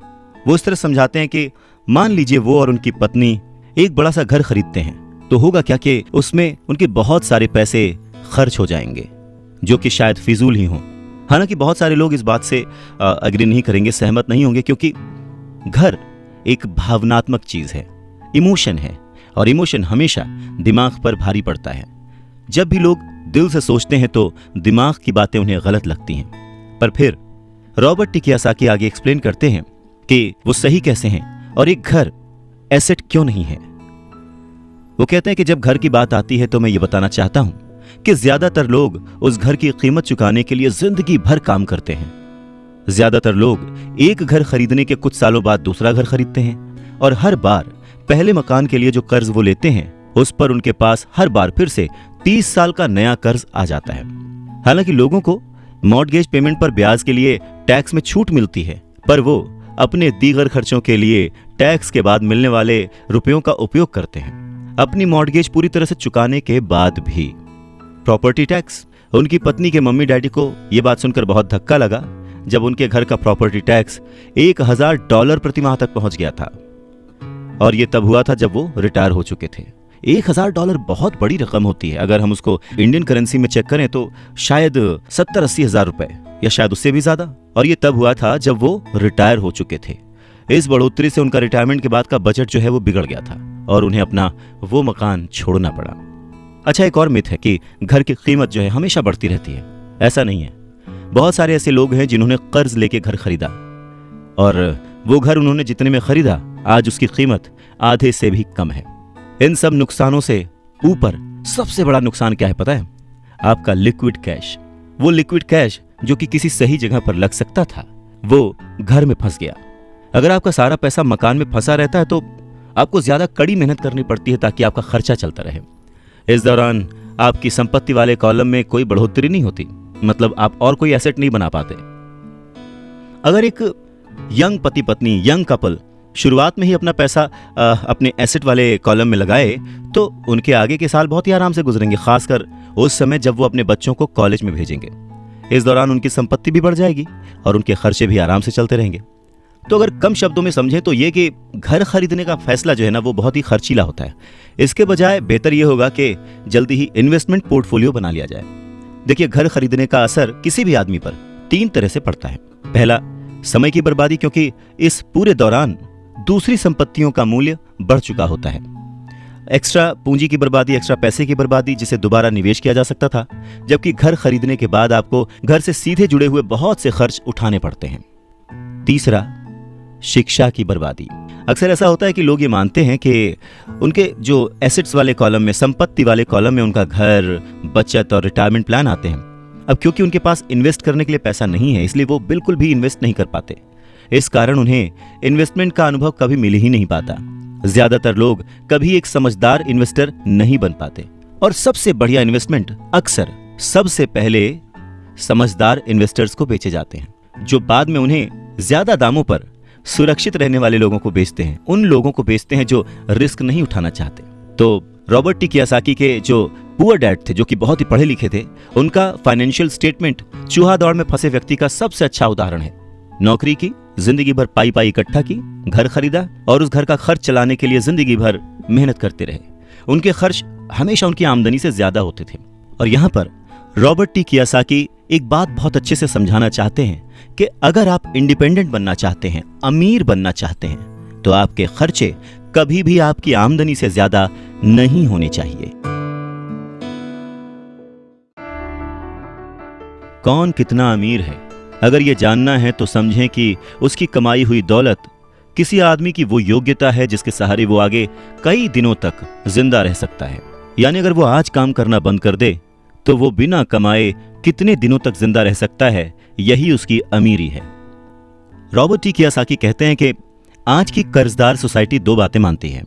पहली ये कि खुद का एक घर होना चाहिए, दूसरी ये कि अगर सैलरी बढ़ गई है तो फिर एक ज्यादा बड़ा घर खरीद सकते हैं। पर ऐसी सोच, ऐसी स्ट्रैटेजी की वजह से परिवार ज्यादा कर्ज में फंस जाता है। लोग बुरी तरह से पैसों की तंगी का सामना करने लगते हैं। वो लोग अपनी जॉब्स में बहुत अच्छी सैलरी उठा रहे होते हैं, लेकिन इस सोच की वजह से वो सेविंग नहीं कर पाते। इसे हाई रिस्क लिविंग या जोखिम भरी जीवन शैली कह सकते हैं। और इसका कारण छोटा सा है, ऐसे लोगों में पैसे की समझ ना होना, पैसे को कैसे मैनेज करते हैं ये पता ना होना। 90s के दशक में जॉब्स में बहुत ज्यादा गिरावट आई थी, रिसेशन आया था, और तब ये बात पता चली कि जो मिडिल क्लास है वो पैसे के मामले में कितना सुरक्षित है। तब से लेकर आज तक बहुत कुछ बदला है। अच्छी बात यह है कि आज लोग ज्यादा अवेयर हैं। उन्होंने सही जगहों पर इन्वेस्ट करना शुरू कर दिया। और म्यूचुअल फंड में लोगों ने ज्यादा इन्वेस्ट इसलिए किया क्योंकि उन्हें लगता है कि वो ज्यादा सुरक्षित है। औसत म्यूचुअल फंड खरीदने वाले आदमी नौकरी में, टैक्स और मॉर्गेज चुकाने में, अपने बच्चों की कॉलेज की फीस देने के लिए पैसे बचाने में, अपना क्रेडिट कार्ड का हिसाब साफ करने में बहुत ज़्यादा बिजी रहते हैं। इतना उनके पास वक्त नहीं होता कि वो ये आर्ट सीख लें कि किस तरह से म्यूचुअल फंड लिया जाए या किस तरह से इन्वेस्ट किया जाए। तो फिर वो क्या करते हैं? फिर वो किसी दूसरे को हायर करते हैं, उसकी काबिलियत पर भरोसा करते हैं और वो जैसा कहता जाता है वो ऐसा करते जाते हैं। क्योंकि जो पढ़ा लिखा मिडिल क्लास वर्ग है जो कि पैसे को संभालना नहीं जानता, वो हमेशा यही सोचता है जोखिम मत उठाओ, सुरक्षित रहो। और असली प्रॉब्लम यही है कि पैसे की समझ ना होने के कारण लोग खतरों का सामना करते हैं। उनके सेफ रहने के पीछे की इच्छा, यानी हमें कुछ ना हो, उसके पीछे का असल कारण यह होता है कि उनके पास पैसे की तंगी होती है। उनकी जो बैलेंस शीट होती है उसमें खर्चे ज्यादा होते हैं, इनकम कम होती है। या यूं कहें कि उनकी संपत्ति वाला यानी एसेट वाला कॉलम खाली रहता है तो कोई गलत बात नहीं होगी। और जब सचमुच जिंदगी में वो once in a lifetime वाला मौका आता है ना, तो ये लोग उस मौके का फायदा नहीं उठा पाते क्योंकि इनके पास पैसे ही नहीं होते इन्वेस्ट करने के लिए। अगर पैसे की समझ आपको है तो आप थोड़ा थोड़ा निवेश करके, बूंद बूंद से सागर भर के अमीर हो सकते हैं। आप सूझबूझ के साथ सही जगह पर इन्वेस्टमेंट करके अपने 5,000 रुपए को 10 लाख रुपयों में कन्वर्ट कर सकते हैं। पर प्रॉब्लम सोच की है। ये जो गरीब वर्ग या मिडिल क्लास जो वर्ग है वो ऐसे इन्वेस्टमेंट्स को बहुत ही जोखिम भरा मानता है, पर वो ये नहीं जानता कि प्रॉब्लम इन्वेस्टमेंट में नहीं है, प्रॉब्लम उनकी सोच में है, उनकी नासमझी में है। वो ये नहीं जानते कि पैसा कहाँ लगाना है। वो हमेशा अपने पैसों की जिम्मेदारी दूसरों पर लाद देते हैं और उसके लिए खर्च भी करते हैं। तो अगर आप भी दूसरों की तरह सोचते हैं, घर को एक एसेट समझते हैं, इन्वेस्टमेंट करने से डरते हैं, सेफ रहना चाहते हैं, तो ये समझना जरूरी है कि आप किसी के लिए काम करते हैं। सैलरी पर काम करने वाले बहुत ज्यादा लोग मालिक को या फिर अपने शेयर होल्डर्स को अमीर बना रहे होते हैं। एक्चुअली वो उनके लिए काम कर रहे होते हैं। आपकी कोशिशें, मेहनत और सफलता से दरअसल आप नहीं सफल होते, आपका मालिक सफल होता है और उसे उसके रिटायरमेंट के लिए मदद मिल रही होती है। अच्छा, दूसरा, आप सरकार के लिए काम करते हैं। आप समझ सकते हैं कि जब आप काम करते हैं, पैसे कमाते हैं, तो उसका एक हिस्सा टैक्स के रूप में सरकार को जाता है। तीसरा, अगर आपके पास घर है जिसे आप अपना एसेट मानते हैं, जो कि दरअसल एक लायबिलिटी है, तो आप बैंक्स के लिए काम करते हैं। क्यों? क्योंकि आपने उन घरों के ऊपर लोन ले रखा है और वो लोन चुकाने के लिए, क्रेडिट कार्ड का कर्ज चुकाने के लिए आप दिन रात मेहनत करते हैं। तो अगर आप सिर्फ ज्यादा कड़ी मेहनत से काम करते जाएं, तो समस्या यह है कि तीनों ही मामलों में आपको और ज्यादा मेहनत करनी पड़ेगी और फायदा आपको नहीं मिलेगा, किसी और को मिलेगा। तो आपको यह सीखना पड़ेगा कि आपकी ज्यादा मेहनत से किस तरह आपको और आपके परिवार को फायदा हो। मान लीजिए कि अगर आप ये फैसला कर भी लेते हैं कि आप सिर्फ अपने काम से काम रखेंगे, पर पैसों की समझ न होने के कारण, उसे मैनेज करने की समझ न होने के कारण आपको ये नहीं पता होता कि आपके लक्ष्य को किस तरह से निर्धारित किया जाए। अक्सर लोग अपने प्रोफेशन को बनाए रखना चाहते हैं, अपनी सैलरी के सहारे ही अपनी संपत्ति को, अपने एसेट्स को खड़ा करना चाहते हैं, पर जब उनकी संपत्ति बढ़ती है तो वो किस तरह अपनी सफलता का आकलन करते हैं, कब कोई दूसरा आदमी ये महसूस करता है कि वो अमीर है, कि उसके पास दौलत है, और संपत्ति और दायित्व के बीच का बैलेंस कैसा है, ये सब बातें भी समझना उतना ही जरूरी है। तो फिर सवाल वही है कि अमीर कैसे बना जाए। अमीर बनने के लिए आपकी संपत्ति, आपकी सफलता, आपके आसपास का माहौल, आपकी दौलत, इन सब के बारे में आपको सोचना पड़ेगा। एसेट्स और लायबिलिटीज के बारे में सोचना पड़ेगा।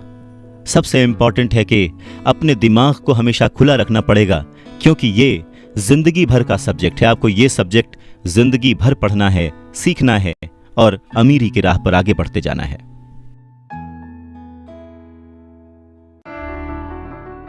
आधी छोड़ पूरी को धावे, पूरी मिले न आधी पावे। मुश्किल के दौर में, गरीबी के दौर में अपने आप को कैसे संभाला जाए, अपने आप को कैसे गरीबी से उबारा जाए, इस बात को समझाने के लिए रॉबर्ट टी कियोसाकी बहुत ही अच्छा एग्जाम्पल देते हैं। वो कहते हैं कि एक दिन कर्ज लेने के लिए, क्योंकि उनकी माली हालत खराब हो गई थी, तो उन्होंने अपने नए गोल्फ क्लब, आर्ट कलेक्शन, किताबें, स्टीरियो, टेलीविजन, उनके महंगे कपड़े, घड़ियां, जूते और बहुत सारे ऐसी चीजें लोन वाले पेपर में जो संपत्ति वाला कॉलम होता है उसमें लिख दिया, एसेट्स में लिख दिया और भेज दिया। उन्हें लगा कि मेरे पास इतनी चीजें हैं तो लोन अप्रूव हो जाएगा, पर उनका लोन का जो पेपर था, एप्लीकेशन पेपर, वो रिजेक्ट कर दिया गया। क्यों? क्योंकि उनका बहुत सारा इन्वेस्टमेंट फिजूल था। लोन कमेटी को वो बात एकदम भी समझ नहीं आई। वो ये जानना चाहते थे कि उनके पास एक नॉर्मल सी नौकरी क्यों नहीं है जिसमें वेतन मिलता है। उन्होंने उनके महंगे कपड़े और महंगे जो खेल का सामान था उनके बारे में कोई सवाल नहीं किया। जिंदगी में कई बार ऐसी कठिनाइयां आती हैं जब आप स्टैंडर्ड प्रोफाइल में फिट नहीं होते हैं। वो कहते हैं कि उन्हें बड़ा ही अचंभा होता है जब वो किसी को ये कहते हुए सुनते हैं कि उसकी नेटवर्थ करोड़ों रुपए है, लाखों रुपए है, क्योंकि नेटवर्थ के सटीक ना होने का एक खास कारण है।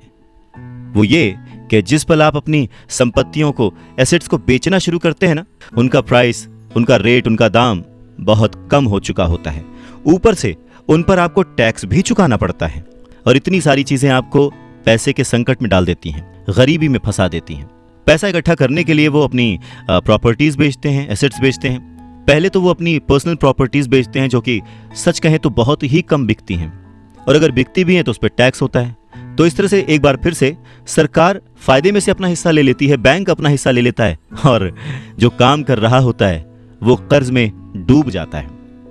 तो सीख यही है कि इन सारी चीजों में फंसने के बजाय अपने काम से काम रखिए। जो कर रहे हैं वो करते चलिए, कुछ भी छोड़िए नहीं, पर हाँ, थोड़ी एक्स्ट्रा मेहनत करके, थोड़ी एक्स्ट्रा समझदारी से, फाइनेंशियल लिटरेसी से पैसों को यूज करने का, पैसों को इन्वेस्ट करने का हुनर सीखिए। थोड़ा थोड़ा करके एसेट्स बनाते जाइए, पर हाँ, ऐसी चीजों को खरीदने से बचिए जिनकी कीमत एक बार घर लाने पर कम हो जाती है, क्योंकि ये चीजें कभी भी एसेट्स नहीं हो सकती।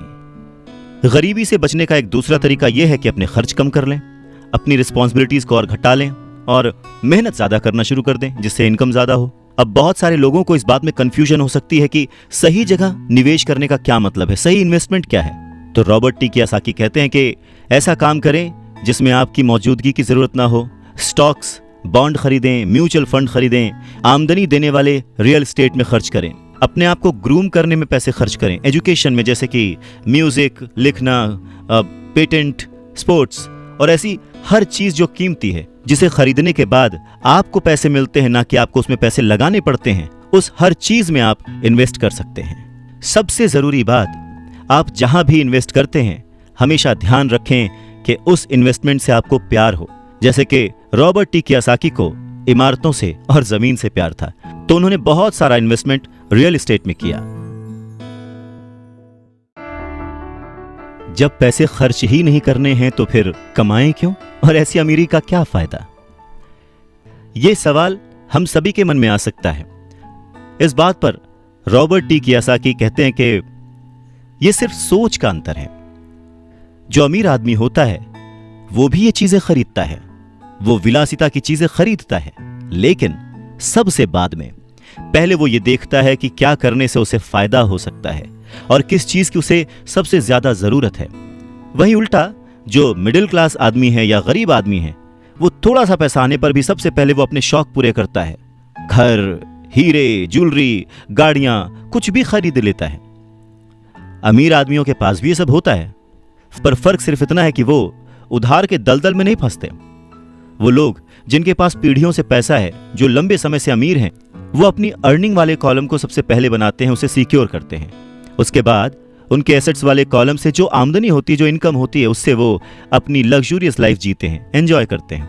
गरीब और मिडिल क्लास आदमी अपनी खून पसीने की कमाई और बच्चों की विरासत की कीमत पर ये चीजें खरीदता है, लोन लेता है।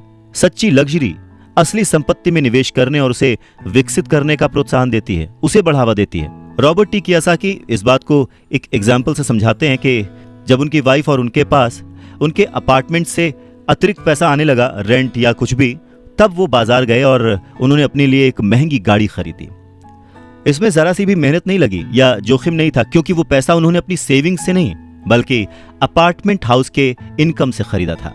पर इसके लिए उन्होंने 4 साल तक इंतजार किया, पेशेंस के साथ थोड़ा थोड़ा पैसा इकट्ठा करते रहे, और जब रियल एस्टेट पोर्टफोलियो बढ़ा तो आखिरकार वो उन्हें इतना पैसा दे गया कि एक महंगी कार खरीदी जा सके। ज्यादातर लोग अक्सर इच्छा जागने पर बिना सोचे समझे जाते हैं और कर्ज पर कार या कोई और चीज खरीद लाते हैं। हो सकता है कि वो अपनी जिंदगी से ऊब चुके हों या उन्हें सिर्फ एक नए खिलौने की जरूरत हो, पर कर्ज पर ऐसी चीज खरीदने से देर सबेर वो आदमी उस चीज से चिढ़ने लगता है, उसका इंटरेस्ट खत्म हो जाता है, उससे उसमें मजा नहीं आता, क्योंकि उस चीज को खरीदने के लिए जो कर्ज लिया गया है वो उस आदमी के सर पर भार बन जाता है। अगर एक बार आप अपने बिजनेस को बनाने, उसमें इन्वेस्ट करने का समय निकाल लेते हैं तो फिर आप उसमें जादू की छड़ी भी घुमा सकते हैं, जो अमीरों का सबसे बड़ा राज है। और ये राज अमीरों को भीड़ से अलग रखता है, या यूं कहें कि भीड़ से आगे रखता है। जो अपने काम से काम रखते हैं, अपने काम में फोकस्ड रहते हैं, और ये उन्हीं को मिलता है जो अपने काम में पूरा मन लगाते हैं, अपने काम से काम रखते हैं, वो लोग अमीर बन जाते हैं। अगर मिल के चला जाए तो तूफानों को भी शिकस्त दी जा सकती है। रॉबर्ट टी कियोसाकी अपने बचपन का एक किस्सा सुनाते हैं। कहते हैं कि मुझे याद है, हमें स्कूल में रॉबिन हुड और उनके सुखी गिरोह की कहानी बताई गई थी। मेरे स्कूल टीचर का मानना था कि ये केविन कॉस्टनर की तरह के एक रोमांटिक हीरो की अद्भुत कहानी है जो अमीरों को लूटता था और गरीबों में बांट देता था। तो मेरे रिच डैड की नज़र में रॉबिन हुड हीरो नहीं था, वो उसे बदमाश मानते थे। रॉबिन हुड को गुजरे हुए तो लंबा समय गुजर चुका है, परंतु उसके जो मानने वाले हैं, जो उसके फैंस हैं, वो आज भी जिंदा हैं। न जाने कितनी बार मैंने लोगों को ये कहते सुना है कि अमीरों को और ज़्यादा टैक्स देना चाहिए और उसे गरीबों में बांट देना चाहिए। रॉबिन हुड का ये जो थॉट था, अमीरों से लेकर गरीबों में बांट दिया गया। गरीब और मिडिल क्लास लोगों के लिए ये सबसे ज्यादा दुख का कारण है। इसी रॉबिन हुड आदर्श के कारण मिडिल क्लास पर टैक्स का इतना भारी बोझ लदा हुआ है। और सच्चाई तो यह है कि अमीरों पर टैक्स लगता ही नहीं है। गरीबों की भलाई के लिए जो पैसा लगता है वो मिडिल क्लास से आता है, खासकर पढ़े लिखे और ऊंची आमदनी वाले मिडिल क्लास से। और टैक्स के बारे में अगर हम पूरी तरह से समझना चाहें तो हमें थोड़ा सा इतिहास में, हिस्ट्री में जाना पड़ेगा। रॉबर्ट टी कियोसाकी बताते हैं कि उनके रिच डैड ने बताया था कि इंग्लैंड और अमेरिका में पहले कोई टैक्स नहीं लगते थे। कभी कभार जो वॉर्स होती थी, युद्ध होते थे, उनका खर्च जुटाने के लिए टैक्स जरूर लगाए जाते थे, जिसके लिए किंग या फिर प्रेसिडेंट सिर्फ कह भर देते थे और हर आदमी उसकी बात मानकर अपना सहयोग अपनी इच्छा से देता था। बाद में सन 1874 में इंग्लैंड ने इनकम टैक्स को अपने सिटीजन्स पर लागू कर दिया और 1913 में कॉन्स्टिट्यूशन के 16वें संशोधन के बाद अमेरिका में भी इनकम टैक्स जो है वो लागू हो गया। एक समय था जब अमेरिकी लोग टैक्स विरोधी हुआ करते थे, पर धीरे धीरे लगभग 50 सालों के बाद लोगों ने वो एक्सेप्ट कर लिया। इसमें एक और बात थी, शुरुआत में ये जितने भी टैक्स थे ये सिर्फ अमीरों पर लगाए गए थे। तो रिच डैडी चाहते थे कि माइक और वो इस बात को न भूलें, और उन्होंने ये बात साफ कर दी थी कि टैक्स का जो थॉट है वो लोकप्रिय बना ही इसीलिए कि लोगों को लगता था कि इससे अमीरों को सजा दी जाती है और मिडिल क्लास और गरीबों को मदद मिलती है। पर वक्त ने इस बात को पलट दिया और आज गरीब भी टैक्स का मारा हुआ है और मिडिल क्लास भी, या यूं कहें कि सबसे ज्यादा जो टैक्स का मारा हुआ है वो है middle class. Robert T Kiyosaki आगे कहना जारी रखते हैं, एक बार सरकार को टैक्स मिल गया तो उन्हें उसके फायदे नजर आ गए और उनकी भूख बढ़ गई। रिच डैडी ने रॉबर्ट टी कियोसाकी को आगे समझाते हुए कहा कि अमीरों ने वक्त के साथ साथ कॉरपोरेशन की ताकत को समझा, एकजुट होकर उन्होंने इस टैक्स को पलट दिया और सारा बोझ उन लोगों के ऊपर डाल दिया जिन लोगों ने कभी इसके सपोर्ट में वोट दिया था, यानी कि गरीब और मिडिल क्लास लोग। और इसके पीछे की सबसे बड़ी वजह अमीरों का पैसा नहीं था, उनकी समझ थी, उनकी जानकारी थी, उनकी अवेयरनेस थी। उन्होंने अपने पैसे को बचाने के लिए संविधान को समझा, रूल्स को समझा और फिर उनमें कमियां निकाली और फिर किस तरह से उनसे बचा जाए ये सब देख परख के कॉरपोरेशन का सहारा लिया और वो उसमें सफल भी हुए। अमीरों और गरीबों के बीच ये लड़ाई सदियों से चलती आ रही है। अमीरों से वसूलों का जो नारा लगाने वाली भीड़ थी वो हमेशा अमीरों के खिलाफ रही और ऐसी लड़ाइयां तब छिड़ती हैं जब किसी एक विशेष वर्ग को ध्यान में रखकर कानून बनते हैं, और ये लड़ाई कब खत्म होगी ये कहा नहीं जा सकता। समस्या यह है कि जो लोग हारते हैं उनमें समझ की कमी है, पर वो ये मानते नहीं। हारने वाले लोग वो हैं जो हर सुबह उठकर तैयार होते हैं और अपनी नौकरी में कड़ी मेहनत करते हैं और उस पर टैक्स भी देते हैं। अगर वो ये समझ पाते कि अमीर लोग किस तरह से पैसे का खेल खेलते हैं तो वो भी इस खेल को उसी तरह से खेल सकते थे। फिर वो भी गरीबी से आजाद हो सकते थे, पैसे के मालिक हो सकते थे और अमीर बन सकते थे। रिच डैड कहते हैं कि इसीलिए मुझे बिल्कुल अच्छा नहीं लगता कि जब कोई अपने बच्चे को यह सलाह देता है कि खूब पढ़ो और नौकरी करो। जिस कर्मचारी में पैसे की समझ नहीं है वो बच नहीं सकता। समाज उसके पैसे को हड़प लेगा और उसे गरीबी की ओर धकेल देगा। कहते हैं ना कि उस देने वाले ने तो कोई कमी ना की, अब किसको क्या मिला ये मुकद्दर की बात है। और ये जो मुकद्दर है ये हम अपनी सोच से, अपनी नॉलेज से, अपनी अवेयरनेस से बदल सकते हैं। अमीरी और गरीबी में सिर्फ सोच और समझ का ही फासला है।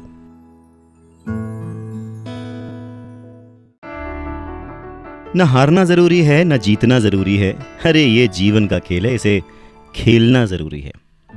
रॉबर्ट टी कियोसाकी कहते हैं कि पैसे कमाना भी एक खेल ही है। अगर आप इसे एक खेल की तरह एंजॉय करेंगे तो आप और ज्यादा रिच होते जाएंगे। हर हफ्ते वो निवेश करते हैं और कभी हारते हैं कभी जीतते हैं। जब जीतते हैं तो उस निवेश को अगले हफ्ते के लिए सेव कर लेते हैं और जब हारते हैं तो खुद से जीतने वाले की आंख में आंख डालकर कहते हैं ठीक है अगले सैटरडे फिर मिलते हैं। रॉबर्ट टी कियोसाकी की बात से यह समझ में आता है कि पैसा कमाना भी एक खेल जैसा ही है। अगर आप उसे एंजॉय करते हैं, उसके पीछे नहीं भागते हैं, तो आप धीरे धीरे ही सही पर ग्रो करेंगे और जल्द ही अमीर बन जाएंगे। इंसान गलतियां करता है और उन गलतियों से सीखता है। अमीर बनना भी कुछ वैसा ही है। कभी आप गलती करते हैं और हार जाते हैं, कभी आप उस गलती को सुधारते हैं और जीत जाते हैं। वैसे बचपन से जवानी तक जब भी हम स्कूल्स में पढ़ते हैं या हमारे आसपास भी बच्चों को गलतियां करना अलाउड नहीं होता।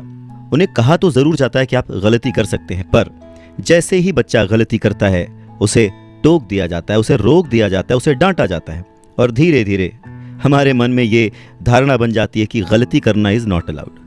पर अगर देखा जाए, हम इंसान गलती करके ही सीखते हैं। हमने आज तक जो कुछ भी अचीव किया है अपनी गलतियों से अचीव किया है। इसी बात को आगे बढ़ाते हुए रॉबर्ट टी कियोसाकी कहते हैं कि इन्वेस्टर्स दो तरह के होते हैं। पहले वो जो नॉर्मल इन्वेस्टर्स होते हैं जो एक पैकेज में निवेश करते हैं, रिटेल आउटलेट में फ़ोन करते हैं जैसे एक रियल एस्टेट कंपनी या स्टॉक ब्रोकर या फाइनेंशियल प्लानर को, और फिर वो कुछ छोटा छोटा खरीद लेते हैं। ये एक म्यूचुअल फंड, स्टॉक या बॉन्ड हो सकता है। ये निवेश का एक अच्छा और साफ सुथरा तरीका है और आसान भी है। ये उसी तरह की खरीदारी हो गई जैसे कि कोई कस्टमर कंप्यूटर स्टोर में जाकर शेल्फ पर रखे कंप्यूटर को खरीद ले। वहीं दूसरी तरह के जो इन्वेस्टर्स होते हैं वो अपने इन्वेस्टमेंट को बनाते हैं, वो किसी दूसरे से नहीं खरीदते, वो अपना इन्वेस्टमेंट खुद बनाते हैं।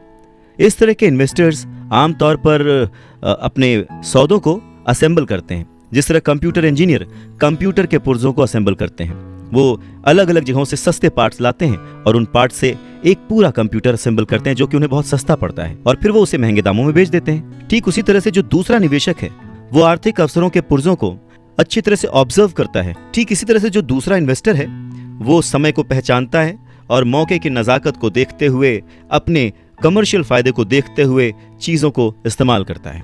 और जो दूसरे किस्म का इन्वेस्टर है सच में वही प्रोफेशनल इन्वेस्टर होता है।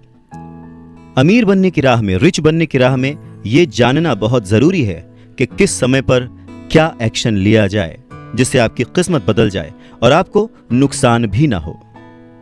अगर आप दूसरे किस्म के इन्वेस्टर बनना चाहते हैं तो आपको खास तौर से इन 3 क्वालिटीज को अपने अंदर इंप्रूव करना होगा, क्योंकि फाइनेंशियल इंटेलिजेंस के अलावा इन क्वालिटीज की भी जरूरत होती है।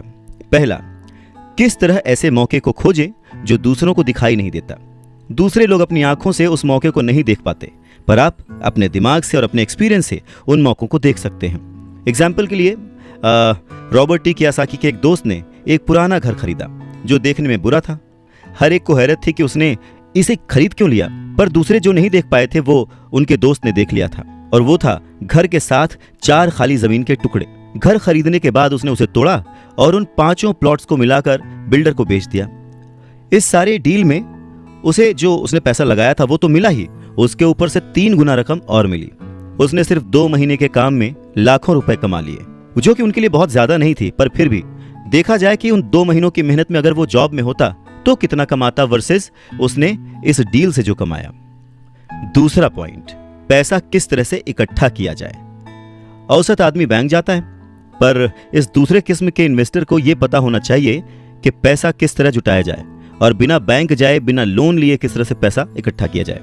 रॉबर्ट टी कियोसाकी कहते हैं कि उन्होंने भी यह सीखा कि बिना बैंक की मदद लिए घर कैसे खरीदे जा सकते हैं। घर खरीदना बहुत इंपॉर्टेंट नहीं है, पर पैसा इकट्ठा करना बहुत इंपॉर्टेंट है और बहुत ही रेयर आर्ट है। अक्सर वो लोगों को ये कहते सुनते हैं कि बैंक मुझे लोन नहीं दे रहा या मेरे पास इसे खरीदने के लिए पैसे ही नहीं है। अगर आप दूसरे किस्म के इन्वेस्टर बनना चाहते हैं तो आपको ये सीखने की ज़रूरत है, क्योंकि ज़्यादातर लोग सिर्फ इसीलिए सौदे नहीं कर पाते क्योंकि उनके पास पैसा ही नहीं होता। तो अगर आप इस प्रॉब्लम को पार कर सकते हैं तो आप एक सच्चे इन्वेस्टर हो सकते हैं और बहुत प्रॉफिट कमा सकते हैं। तीसरा पॉइंट, किस तरह से स्मार्ट लोगों को इकट्ठा किया जाए। ऐसे लोग बहुत समझदार होते हैं जो या तो अपने से ज्यादा समझदार लोगों के साथ काम करते हैं या फिर उन्हें अपने साथ काम पर रख लेते हैं। जब भी आपको सलाह की जरूरत होगी ना, तो यही समझदार लोग आपके सलाहकार का काम करेंगे। तो सीखने के लिए बहुत कुछ है, पर हां, अगर आपने मन लगाकर सीखा तो आपको उसके फायदे भी बहुत मिलेंगे।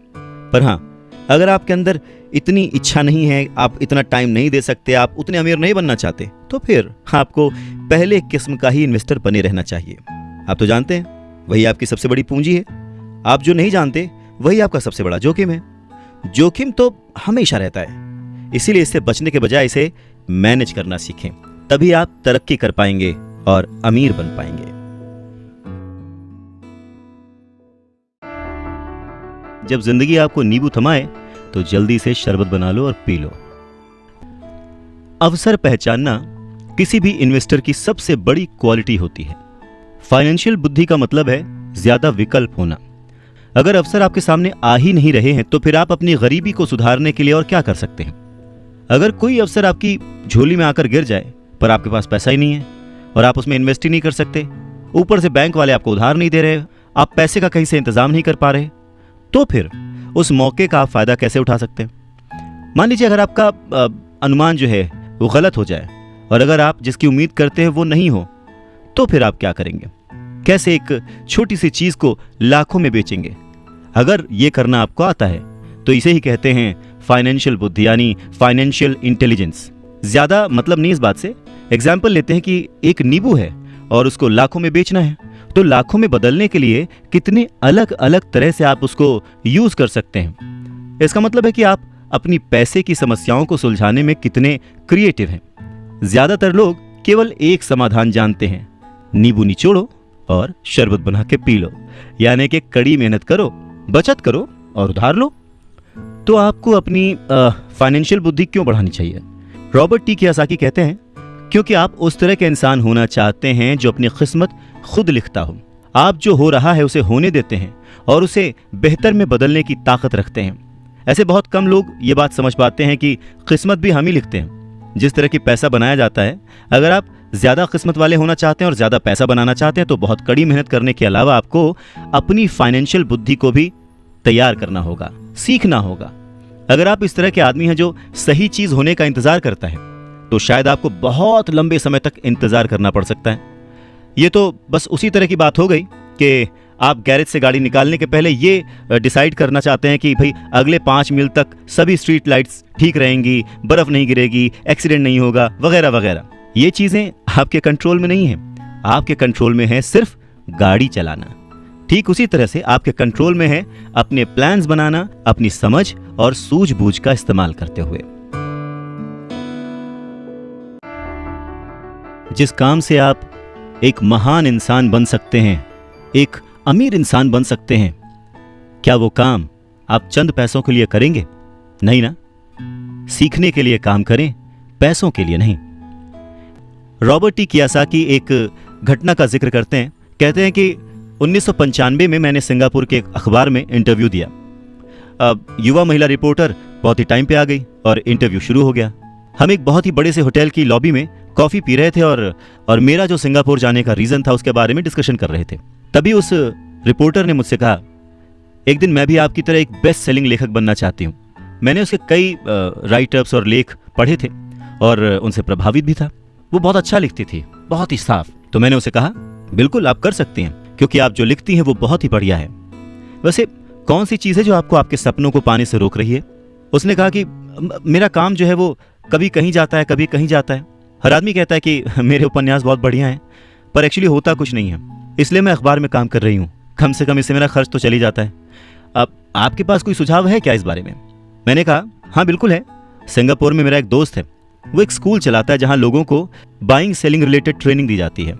वो सिंगापुर में कई बहुत ही बड़े बड़े कॉरपोरेशंस के लिए सेल्स ट्रेनिंग कोर्स चलाता है और मैं समझता हूँ कि उसके कोर्स में शामिल होने से आपका करियर बहुत ज़्यादा आगे चला जाएगा। ये बात सुनने के बाद वो थोड़ा सा रूखी हो गई। वो कहने लगी कि मतलब आप ये कहना चाहते हैं कि मुझे ये सब सीखने के लिए स्कूल जाना पड़ेगा? तो मैंने हाँ कह के सिर हिलाया और फिर उसे इस बात पर विश्वास ही नहीं हुआ कि मैं सचमुच उसे स्कूल जाने के लिए कह रहा हूँ। मैंने उसे कहा कि इसमें गलती क्या है, पर तब मुझे रियलाइज हुआ कि मुझे अपने शब्द वापस ले लेने चाहिए। उसे मेरी किसी बात का बुरा लग गया था शायद, और अब मैं सोच रहा था कि कितना अच्छा होता अगर मैंने उसे कुछ भी सुझाव नहीं दिया होता। उसकी मदद करने की कोशिश में मैंने वो सुझाव दिया था और अब मुझे खुद ही बुरा लग रहा था। उसने कहा कि मेरे पास इंग्लिश लिटरेचर में मास्टर्स डिग्री है, मैं सेल्समैन बनना सीखने के लिए स्कूल क्यों जाऊं? मैं एक प्रोफेशन में प्रशिक्षित होने के लिए स्कूल गई थी ताकि मुझे सेल्समैन ना बनना पड़े।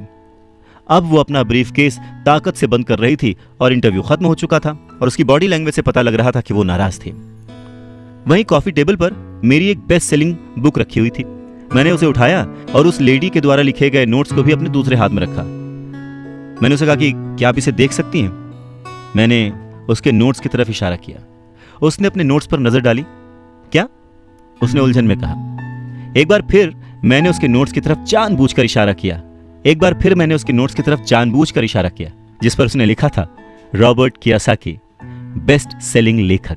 यहां पर बेस्ट सेलिंग राइटर लिखा हुआ है, ना कि बेस्ट राइटिंग राइटर। तब उसे मेरी बात समझ में आई। लहरों से डर करके नौका पार नहीं होती, कोशिश करने वालों की हार नहीं होती। रॉबर्ट टी कियोसाकी कहते हैं कि जब आप रिच बनने की सोचते हैं, रिच बनने की ठानते हैं, अमीर बनने की कोशिश करते हैं, तो बहुत सारी बाधाओं को पार करना पड़ता है। तो उनके अनुसार अमीरी की राह में ऐसी 5 बाधाएं हैं जो लोगों को रोकती हैं आगे बढ़ने से।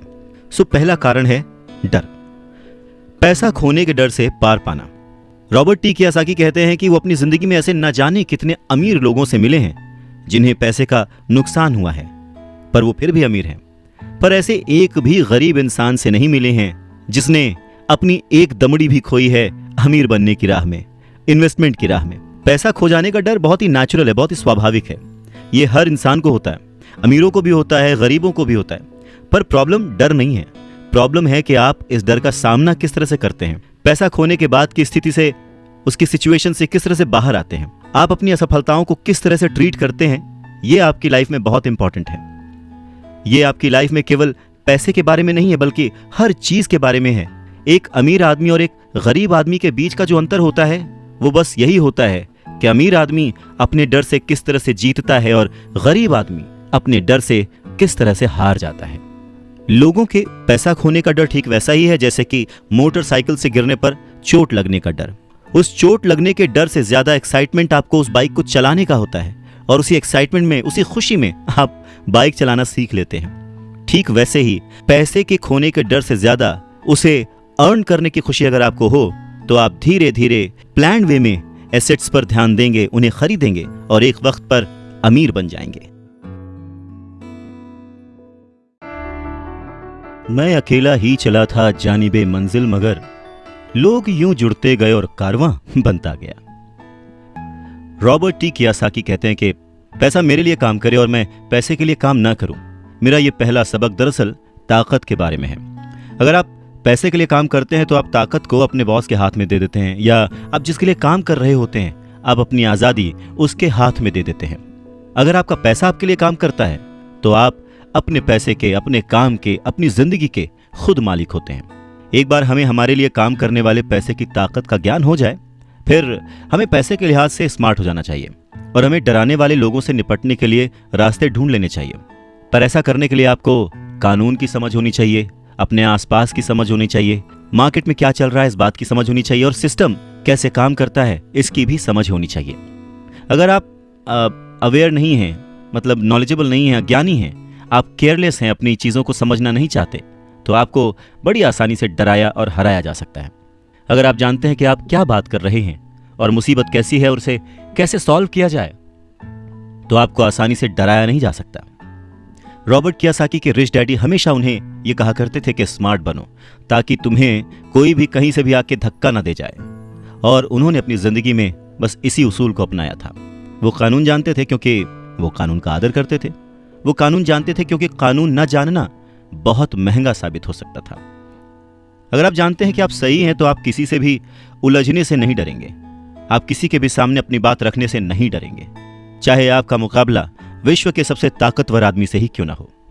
तो रॉबर्ट टी कियासाकी के जो पुअर डैड थे वो हमेशा उन्हें मोटिवेट करते थे कि वो कुछ भी करके एक अच्छी सी नौकरी कर लें, कॉर्पोरेशन में किसी ऊंचे पद पर चले जाएं। और यही बात जब रॉबर्ट टी कियासाकी ने अपने रिच डैड से शेयर की तो वो हंसे और उन्होंने कहा कि उस कॉर्पोरेट लैडर पर चढ़ने की बजाय क्यों ना उसका मालिक ही बन जाया जाए। बचपन में रॉबर्ट टी कियासाकी को यह समझ नहीं आया था कि कॉर्पोरेशन के मालिक होने से रिच डैड का क्या मतलब था। पर मुद्दे की बात यह है कि अगर रॉबर्ट टी कियासाकी के रिच डैड नहीं होते तो वो अपने पुअर डैड की बात मानकर किसी जगह नौकरी कर रहे होते। उनके रिच डैड ने बार बार याद दिलाया कि भीड़ के साथ चलने की जरूरत नहीं है, अपनी सोच रखो, अपनी समझ रखो और फिर अपनी जिंदगी की दिशा खुद तय करो। रॉबर्ट टी कियासाकी अपनी कहानी कहते हैं कि जब तक मैं 25 साल का हुआ तब तक मेरे रिच डैड की सलाह मुझे समझ नहीं आती थी। उन्होंने कुछ दिन पहले ही मरीन कॉर्प्स छोड़ी थी और जेरोक्स कंपनी के लिए काम कर रहे थे। वहां उन्हें बहुत पैसा मिल रहा था, पर बार बार अपनी तनख्वाह को चेक करते थे और हमेशा निराश होते थे। टैक्स इतना ज्यादा कटता था कि उन्हें और ज्यादा काम करना पड़ता था अपनी जरूरतों को पूरा करने के लिए। धीरे धीरे वो सफल होने लगे, सक्सेसफुल होने लगे। तो उनके जो बॉसेस थे उन्होंने उनको प्रमोशन दी और सैलरी बढ़ा दी। उन्हें ये बात सुनकर बहुत अच्छा लगा और जैसे ही उन्होंने अपनी बात अपने रिच डैड से शेयर की तो उन्होंने कहा, अच्छा तो तुम्हारे बॉस अमीर बन रहे हैं, तुम्हारी कंपनी अमीर बन रही है, तुम किसके लिए काम कर रहे हो, तुम किसे अमीर बना रहे हो। तो बस 1974 में जेरोक्स के कर्मचारी के रूप में ही उन्होंने अपना पहला कॉर्पोरेशन बनाया और अपने काम से काम रखना शुरू कर दिया। पहले से ही उन्होंने संपत्ति वाले कॉलम में कुछ चीजें लिख रखी थी और खरीद रखी थी, पर अब उन्होंने ये ठान लिया था कि उन्हें और ज्यादा बढ़ाना है, उन्हें अपने एसेट्स और बढ़ाने हैं और अपनी लायबिलिटीज को और कम करना है। जैसे जैसे वक्त बीतता गया, जैसे जैसे रॉबर्ट टी कियासाकी पैसे को समझते गए, इसके गणित को समझते गए, इसके व्यवहार को समझते गए, उन्हें अपने रिच डैडी की सलाह समझ में आने लगी। एक बार उन्होंने अपने काम से काम रखने की ठान ली और अपनी संपत्तियां, अपने एसेट्स बढ़ाने शुरू कर दिए और एक बेहतरीन कर्मचारी बन गए। उनके पास अब एक लक्ष्य था। वो सुबह जल्दी जाते थे, मेहनत से काम करते थे, ज्यादा से ज्यादा पैसे कमाते थे और अपने रियल एस्टेट में इन्वेस्ट करते थे। और वो दौर भी ऐसा था कि उस समय नई नई चीजें, नए नए डेवलपमेंट्स हो रहे थे जिसमें संभावनाएं तलाश की जा सकती थीं। तो उन्होंने जेरोक्स मशीनें बेची। जितनी ज्यादा वो मशीनें बेचते उन्हें उतना ही ज्यादा फायदा होता, लेकिन वो फायदा उनकी जेब में नहीं जाता, वो फायदा जाता कंपनी को, और रॉबर्ट टी कियोसाकी की जेब से कटता था टैक्स। ये बहुत ही मोटिवेशनल था। इस सिचुएशन में लोग हताश हो जाते हैं, पर रॉबर्ट टी कियोसाकी ने इसको पॉजिटिवली लिया और वो इस नौकरी के जाल से बाहर निकल आए। वो ये समझ गए थे कि उन्हें किस तरह से बाहर आना है, पर जल्दबाजी में उन्होंने नौकरी नहीं छोड़ी। धीरे धीरे सिर्फ 3 साल के समय में ही उन्होंने जेरोक्स कंपनी की तुलना में अपने छोटे से कॉर्पोरेशन कंपनी से ज्यादा कमाना शुरू कर दिया था। और उनका कॉर्पोरेशन रियल एस्टेट में इन्वेस्ट करने वाली कंपनी थी, और वो पैसा जो कि वो अपने एसेट से कमा रहे थे वो उन्हीं के लिए दोबारा काम कर रहा था। अब उन्हें फोटोकॉपियर बेचने के लिए दरवाजे दरवाजे जाने की जरूरत नहीं थी। अपने रिच डैडी की सलाह से उन्हें बहुत फायदा हुआ। जल्दी ही उनकी प्रॉपर्टीज से आने वाले कैश फ्लो में इतना ज्यादा बढ़ोतरी हो गई कि उनकी कंपनी ने उनके लिए पहली कार खरीद के दी। उनकी पुरानी कंपनी जेरोक्स के लोगों को लगा कि वो अपना कमीशन बेच रहे हैं, परंतु ऐसा था नहीं। उन्होंने अपने कमीशन को अपने एसेट्स में कन्वर्ट कर रखा था। रॉबर्ट टी कियोसाकी कहते हैं कि उनका एक एक रुपया उनके एक एक एम्प्लॉय जैसा उनके लिए काम कर रहा था। क्यों? क्योंकि उन्होंने सही जगह पर इन्वेस्ट किया था। अपने रिच डैड से सीखे गए सबक के कारण वो इस चूहा दौड़ के मिथक से बाहर आ गए थे और कम उम्र में ही एक एम्प्लॉयर बन गए थे। स्कूल्स में पढ़ाया जाता है कैसे एम्प्लॉय बने, पर अपने रिच डैड की बात मानकर वो एक एम्प्लॉयर बने। और ये सब पॉसिबल हुआ पैसे को सही जगह पर इन्वेस्ट करने की समझ से, पैसे को मैनेज करने की समझ से, फाइनेंशियल लिटरेसी से। बहुत सारी मुश्किलें आई, पर अपनी सूझबूझ से और अपनी अवेयरनेस से, अपने नॉलेज से रॉबर्ट टी कियोसाकी उन मुश्किलों से आगे बढ़ते गए और लोग उनको फॉलो करने लगे। वो जब भी फाइनेंशियल सेमिनार्स में दूसरों को सिखाने को जाते, उनको अपनी बात बताते, तो वो हमेशा कहते कि फाइनेंशियल आईक्यू स्पेशलाइजेशन के 4 बड़े फील्ड से आने वाले ज्ञान का मिक्सचर है, नॉलेज का मिक्सचर है। सो वो 4 फील्ड्स कौन कौन सी हैं? पहला है अकाउंटिंग। रॉबर्ट टी कियोसाकी कहते हैं कि जिसे मैं फाइनेंशियल साक्षरता कहता हूं, एम्पायर खड़ा करना चाहते हैं, साम्राज्य बनाना चाहते हैं, तो ये सबसे इंपॉर्टेंट है। आप जितने ज्यादा पैसे के लिए जिम्मेदार होंगे उतना ही ज्यादा आपको बारीकी से नॉलेज होने की जरूरत है, नहीं तो आपका जो साम्राज्य है, आपका जो एम्पायर है, वो ताश के पत्तों की तरह ढह जाएगा। इस योग्यता, इस क्वालिटी की वजह से आप किसी भी बिजनेस की जो कमजोरियां हैं, वीक पॉइंट्स हैं, और उसकी जो प्लस पॉइंट्स हैं, उन्हें पहचान सकते हैं। दूसरा फील्ड है जो इंपॉर्टेंट है, वो है इन्वेस्टमेंट, जिसे वो पैसे से पैसे बनाने का विज्ञान कहते हैं। इसमें तकनीकें, रणनीतियां, स्ट्रैटेजीज, फॉर्मूले, इन सब की जरूरत होती है। तीसरा है बाजार की समझ, मार्केट की समझ, डिमांड एंड सप्लाई का साइंस। बाजार के तकनीकी पहलुओं को जानने की जरूरत है जो कि भावनाओं द्वारा संचालित होते हैं। जी हाँ, मैक्सिमम जनता इमोशनल होकर चीजें करती है और उसका फायदा उन लोगों को होता है जो कि दिमाग से सोचते हैं, खास करके पैसे के बारे में। चाहे वो गाड़ी खरीदना हो, घर खरीदना हो, या कोई भी सुख सुविधाएं हो, ये सारी चीजें इमोशन से होती हैं और फायदा हमेशा दूसरे व्यक्ति को होता है जो इन्हें बेच रहा होता है।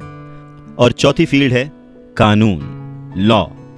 उदाहरण के तौर पर अकाउंटिंग, इन्वेस्टमेंट और बाजारों की तकनीकी दक्षताओं के सहारे कॉर्पोरेशन की जो क्षमता थी वो बहुत बढ़ गई थी।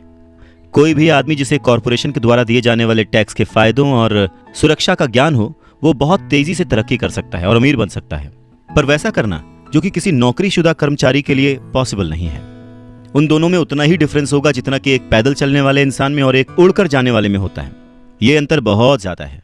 तो कुल मिलाकर यह कहा जा सकता है कि अपने रिच डैड की गाइडेंस को फॉलो करते हुए रॉबर्ट टी कियोसाकी एक सक्सेसफुल इंसान बने, जिन्हें दुनिया फॉलो करती है और जिनकी लिखी बातें पढ़कर और जिनकी बातें सुनकर लोग आज भी मोटिवेट होते हैं।